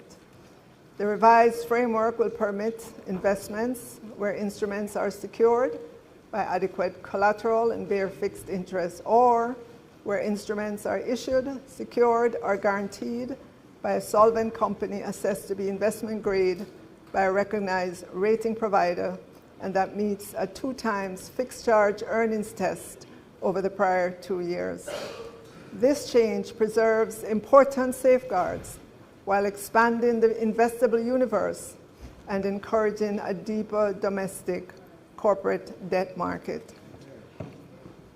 Madam Speaker, these changes will be reinforced by a set of complementary reforms the regulators will advance in parallel. First, we will review the capital adequacy framework for securities dealers, in an effort to remove any elements that discourage intermediation in government and high-quality corporate securities. Second, we will introduce a risk-sensitive concentration framework for securities dealers, pension funds, and insurers that place greater emphasis by issuer quality and asset class rather than relying on blunt uniform caps. Third, we will examine the repurchase agreements framework with a focus on allowable assets and eligible collateral. And finally, Madam Speaker, we will look to reform collective investment schemes rules, exploring the efficacy of unit holder limits and liquidity management. Together, Madam Speaker, these measures will strengthen market functioning while protecting savers and policyholders.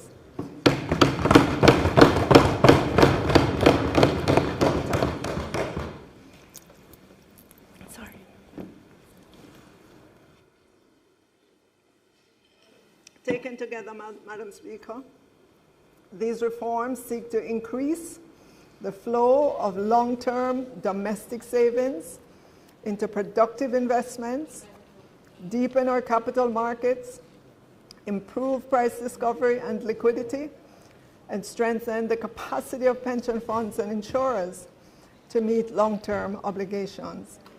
They're aimed at lowering financing costs for infrastructure and private firms. They're aimed at supporting job creation, and they're aimed at contributing to a more resilient, diversified financial ecosystem. Madam Speaker, these proposals reflect a careful balance. We're removing unnecessary constraints that have kept capital idle, while embedding prudent governance and supervisory safeguards that protect investors, policyholders, pensioners, and the broader economy. With these measures, Jamaica will better mobilize its own savings, Madam Speaker, to finance our development priorities and strengthen the foundation for sustainable growth.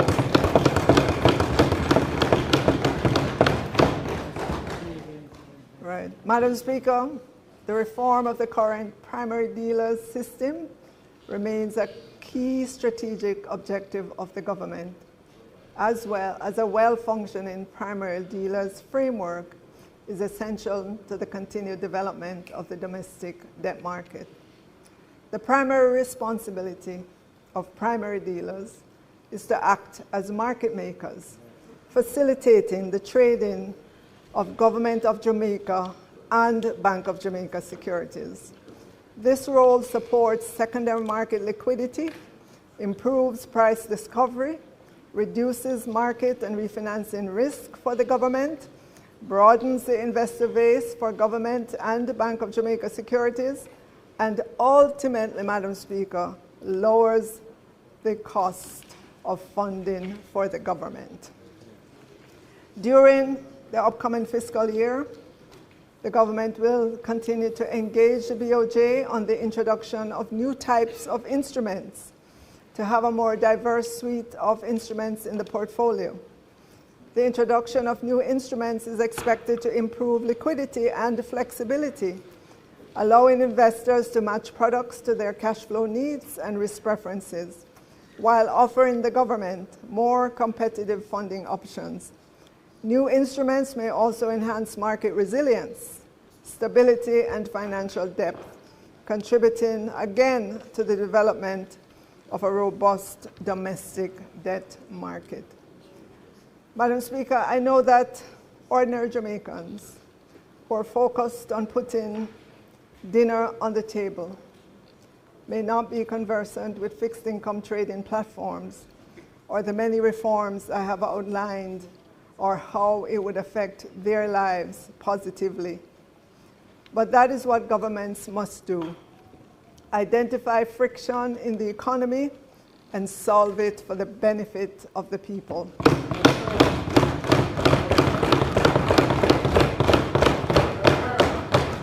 And so, Madam Speaker, our plan is to transform the traditional opaque and fragmented bond markets by centralizing access, automating workflows, and unlocking powerful analytics for all participants.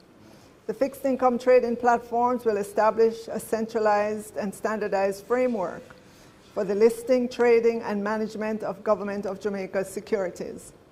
The implementation of the platform is expected to reduce transaction, settlement time, and counterparty risks, and increase participation by both domestic and international investors, thereby broadening the investor base, strengthening price discovery, supporting the development of an efficient yield curve, and enhancing liquidity in the secondary market.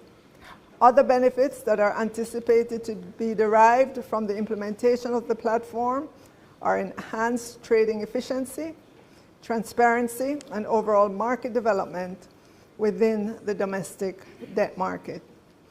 To increase secondary market trading, the Government of Jamaica, in collaboration with the BOJ, the Jamaica Stock Exchange, and the Financial Services Commission, intends to launch the fixed income trading platform in very short order, Madam Speaker.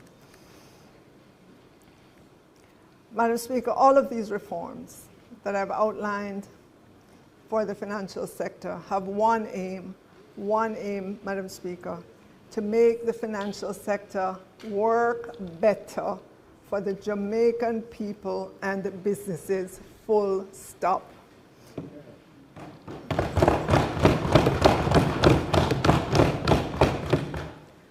Madam Speaker, in the banking sector, the Bank of Jamaica has done a lot of work in its efforts to make it easier to switch bank accounts and compare fees. Jamaicans are expected to find it easier to switch bank accounts and compare fees starting in this year of our Lord 2026, as the Bank of Jamaica moves forward with initiatives to increase competition in the banking sector. I can assure Jamaicans that there are concrete steps aimed at addressing long-standing consumer concerns about banking services. A new comparison website is scheduled for launch this year. The platform will allow consumers to easily compare banking fees, charges, and interest rates across financial institutions. The development of this site has been approved, with focus group testing and marketing campaigns planned ahead of its rollout. This initiative, Madam Speaker, is expected to significantly enhance transparency in banking costs. This is anticipated to encourage more competitive deposit pricing, lower funding costs for financial institutions, and improve the transition of monetary policy. This has benefits for government as well as ordinary Jamaicans. For government, this will support more accurate pricing and greater participation in Government of Jamaica's domestic debt instruments. We're going to need our local financial sector to come through with low-cost financing for government to help with the reconstruction and to finance the budget for this upcoming year. For businesses and consumers, over time, enhanced consumer confidence, market discipline, and financial innovation is expected to help deepen liquidity and broaden markets. Madam Speaker, in the upcoming fiscal year as well, the Bank of Jamaica intends to roll out a national electronic Know Your Customer platform to streamline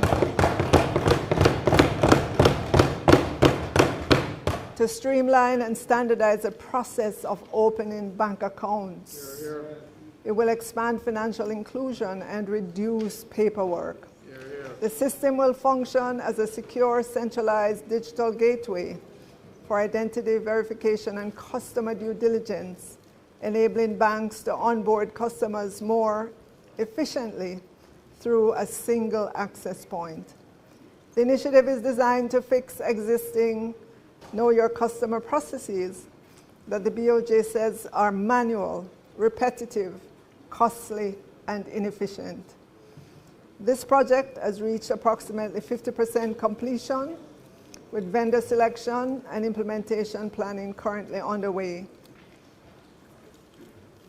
The EKYC utility, Madam Speaker, forms part of Jamaica's wider effort to modernize and digitize its financial infrastructure.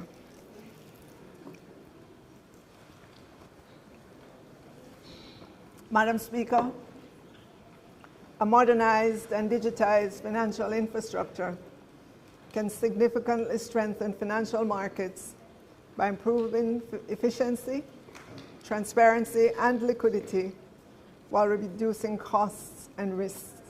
It is expected to enhance market accessibility, strengthen investor confidence, and ultimately lower borrowing costs for government, for businesses, and customers. Madam Speaker, Jamaicans are attuned to the significant benefit of the government having a rainy day fund, a hurricane fund. We're working to replenish the suite of disaster risk financing instruments to protect against the uncertainty of natural disasters. Accordingly, the government intends to renew the CRIF insurance policy. The government will also maintain savings in the NNDRF, the NDF, and contingency funds, as well as seek to renew contingency credit lines to bolster our risk retention capabilities. The government will also continue to explore other instruments to build structural resilience, thereby mitigating potential damage with a stable outlook. And Fitch at BB- equally with a stable outlook. Madam Speaker, if I were able to get the chart up on the screen, it would show that all the dates for the ratings and the ratings changes are all after the Category 5 hurricane.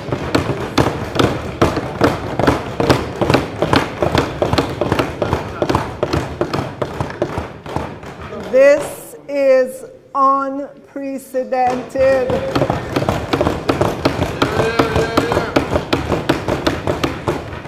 Unprecedented in Jamaica's history. And the people of Jamaica are to be commended for the sacrifices that they have made to have our international credit rating so aligned. Confidence of our rating agencies and our international partners in Jamaica's credit worthiness is not just for investors overseas. It is for us here as well, Madam Speaker. It means we have greater certainty about our economic affairs. Not every country in the world has this kind of certainty that we enjoy in Jamaica. We can wake up and know that if we have money in the bank, we can put our ATM cards in the machine and pull out what we need without asking anybody anything.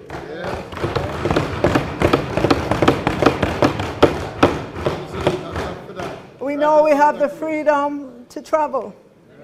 We don't have to line up if we need some foreign exchange to buy a personal item on a platform halfway around the world. And we have certainty that our children can go to school. Life could be very miserable, Madam Speaker, if Jamaica loses the faith and confidence that the global financial market has in us. We have to guard these ratings and strive to make them better. Madam Speaker, these credit ratings are our oil. They are our gold, Madam Speaker. Madam Speaker, I spent a lot of time on the financial sector reforms, and it is with good reason. We will need the financial sector this upcoming year to help to fund the financing gap that we have. If you look at the screen, Madam Speaker, you will see that for the fiscal year, the new fiscal year coming up, we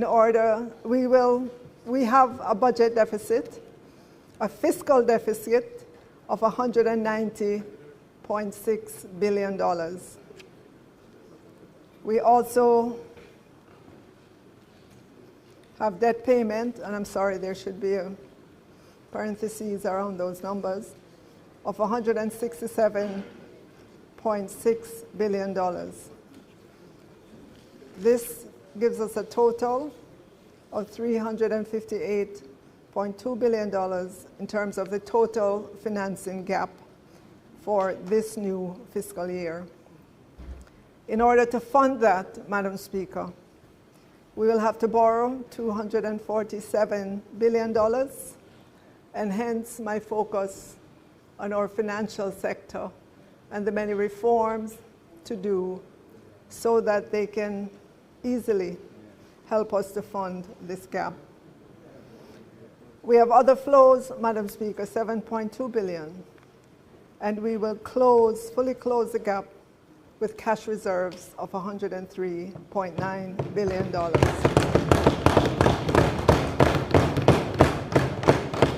In our medium-term debt management strategy book, we detail for the market when we are likely to be in the market for funding. You will note the issues we plan to reopen and all the associated dates. I know that that chart is a little too tiny. Well, in terms of the print, it's too tiny, but it's in our medium-term debt management book. It's all detailed there for the financial sector to see exactly what we will be doing, what dates we plan to do it on, what are the instrument type, and the method of issue. Additionally, Madam Speaker, there's also a page that shows for the fiscal year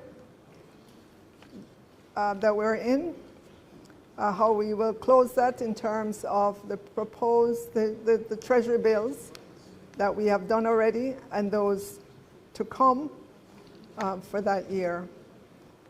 Madam Speaker, before I go to the revenue measures that were laid on the table of Parliament, that's Ministry Paper number 17, I'd like to remind Jamaicans of the history of revenue measures.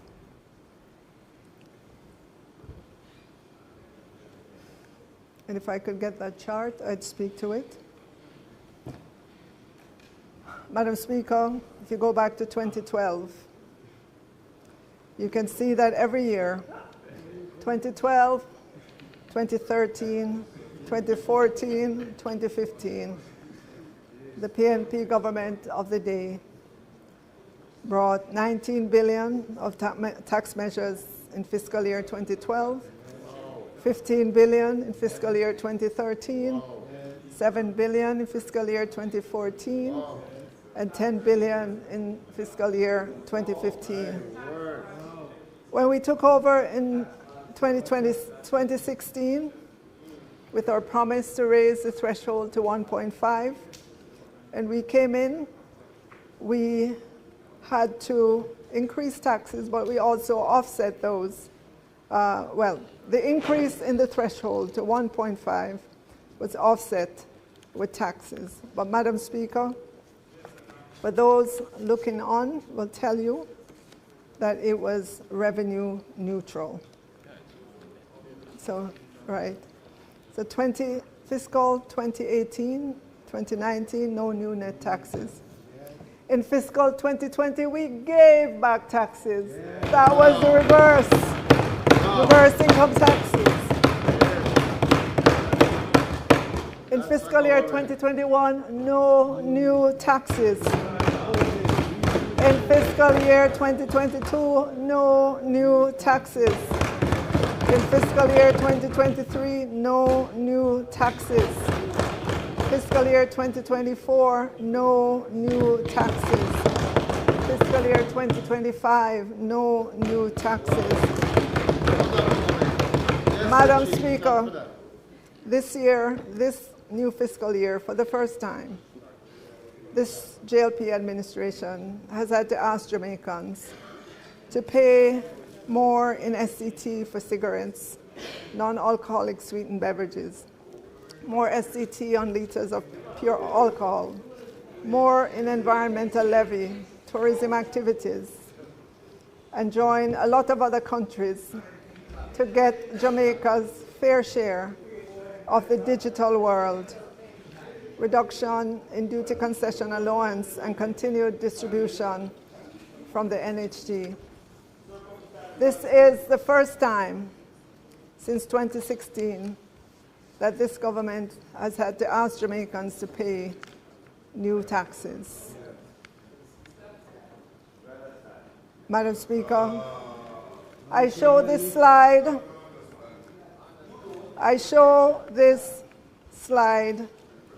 to tell our young people, those who are 20 years old and would have been finishing primary school when this administration came to government, that we are the government of no new taxes. You can see on the screen that our track record speaks for itself. In the history of the PNP as government, they cannot make that claim. Sadly, they've come to Parliament year after year after year with more taxes, and more taxes. Madam Speaker, I'll take a few minutes on digital services because that's where most of the questions have come from.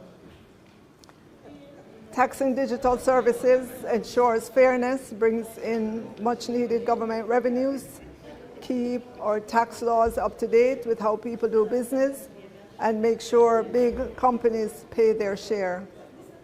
Digital services taxation is now either in place or being discussed in over 100 countries. Madam Speaker, I want to highlight a phenomenon, not just in Jamaica, but I'm sure in other parts of the world. And it's the silent closure of small retail businesses, given the change that has been happening in terms of our ability to easily order whatever we need online without the requisite taxes. This puts our local businesses or local retailers at a disadvantage. It is not equitable or fair. Our local businesses have to compete with tax-free items. And I want Jamaicans to consider that it's the people who work in these retail shops, these businesses, who are affected when they close. It is the security guard who is no longer needed at the entrance or no longer needed to direct you where to park. It is the cleaning crew that comes in early in the morning or late at nights that are let go. It is the lease on the building, the electricity and water payments that are no longer made. It is not happening with a loud bang, Madam Speaker, just silently. So the next time you go to a little shop that used to sell little things that you like and it's no longer there, it probably fell victim to items coming in without GCT. Let me hasten to add, though, there's no thought to curtail digital purchases from wherever in the world you wish to buy. You will note you have no trouble getting foreign exchange to make the purchase. I'm simply highlighting a phenomenon that is happening and which, as government, we have to be keyed. Madam Speaker, regarding the request for aligning of the filing and payment dates of annual corporate income tax, I want to say to those who've come to us to have us look at the dates, we're listening, and we ask that you allow us to see the impact of the current dates that we've put forward. TAJ has some concerns that if we change the dates, 2 steps would be involved, but I've asked them to come back to me at the end of the first month, during which this will be implemented, to let me know what the performance has been. But we will assess in the new fiscal year, and we will tell you of our findings.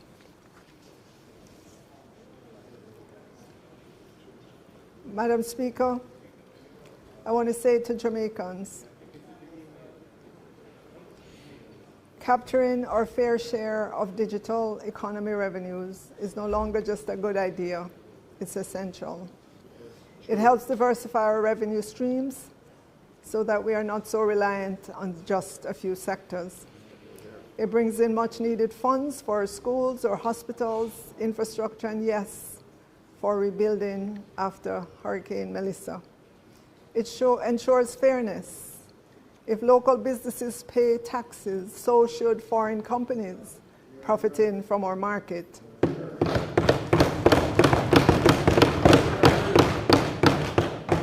Madam Speaker, this isn't about creating new burdens. It is about making sure the new digital landscape works for Jamaica, just as much as it works for the giant global companies. We are embracing the future, but ensuring that future is one where Jamaica gets its fair share. Hear, hear. Madam Speaker,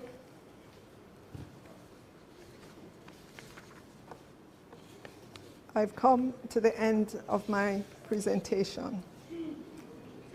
And as I conclude the fiscal year 2025-26 budget presentation, while I cannot say for the 11th year in a row no new taxes, I can certainly say no additional revenue measures.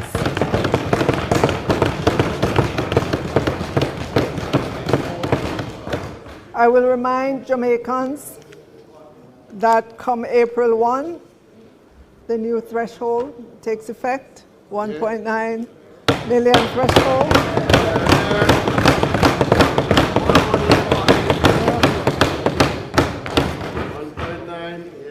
And to say to our public sector workers as well, the government's offer remains on the table. So, Madam Speaker, I want to say again to all Jamaicans, you can bank on us.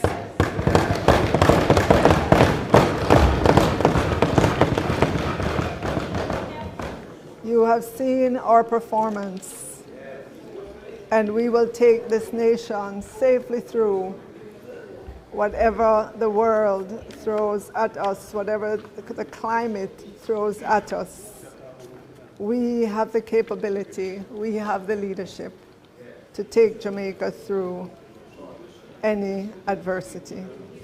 And so,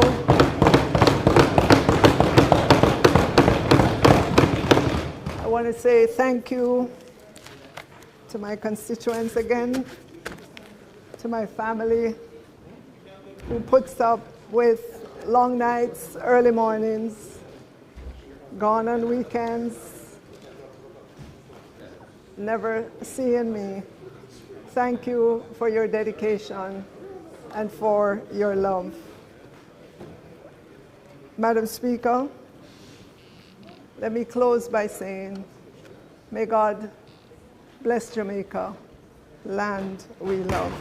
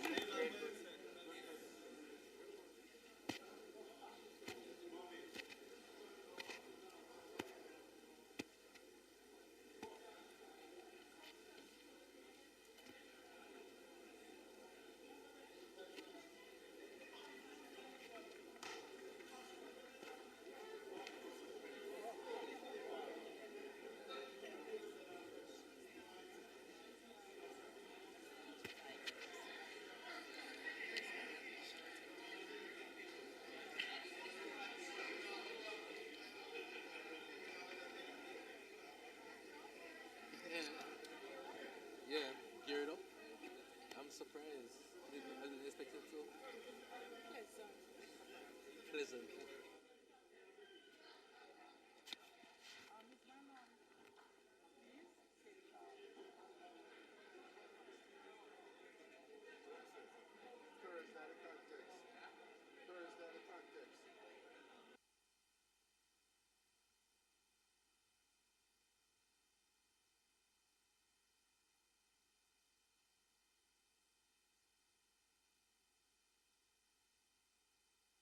House Leader.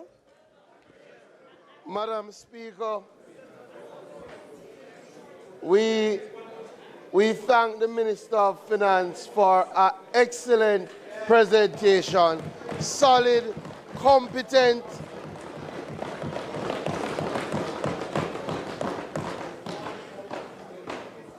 I now ask that the debate on the bill be suspended until Thursday, March 12, 2026, when the opposition spokesperson on finance, Mr. Julian Robinson, will make his contribution to the debate. We hope he'll be guided by the time.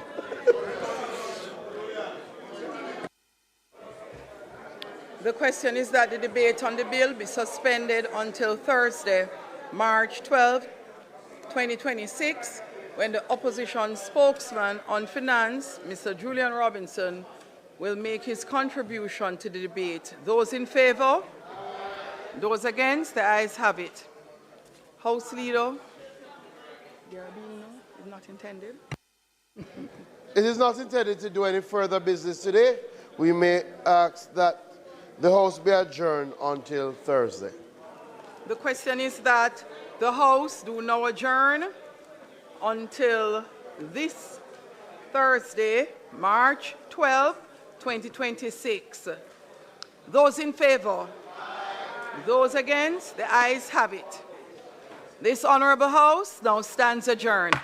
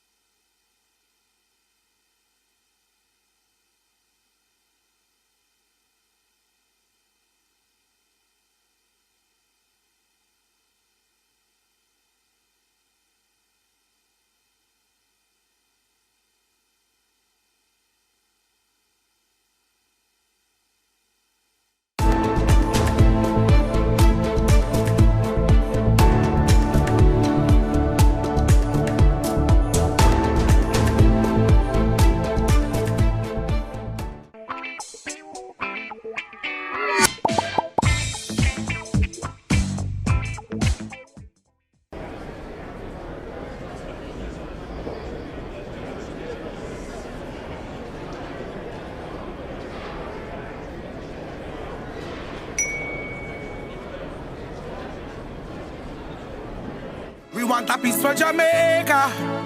Yeah, yeah. We have to be our brother's keeper. Yeah, yeah, yeah. Jamaica live good, yeah. And make we enjoy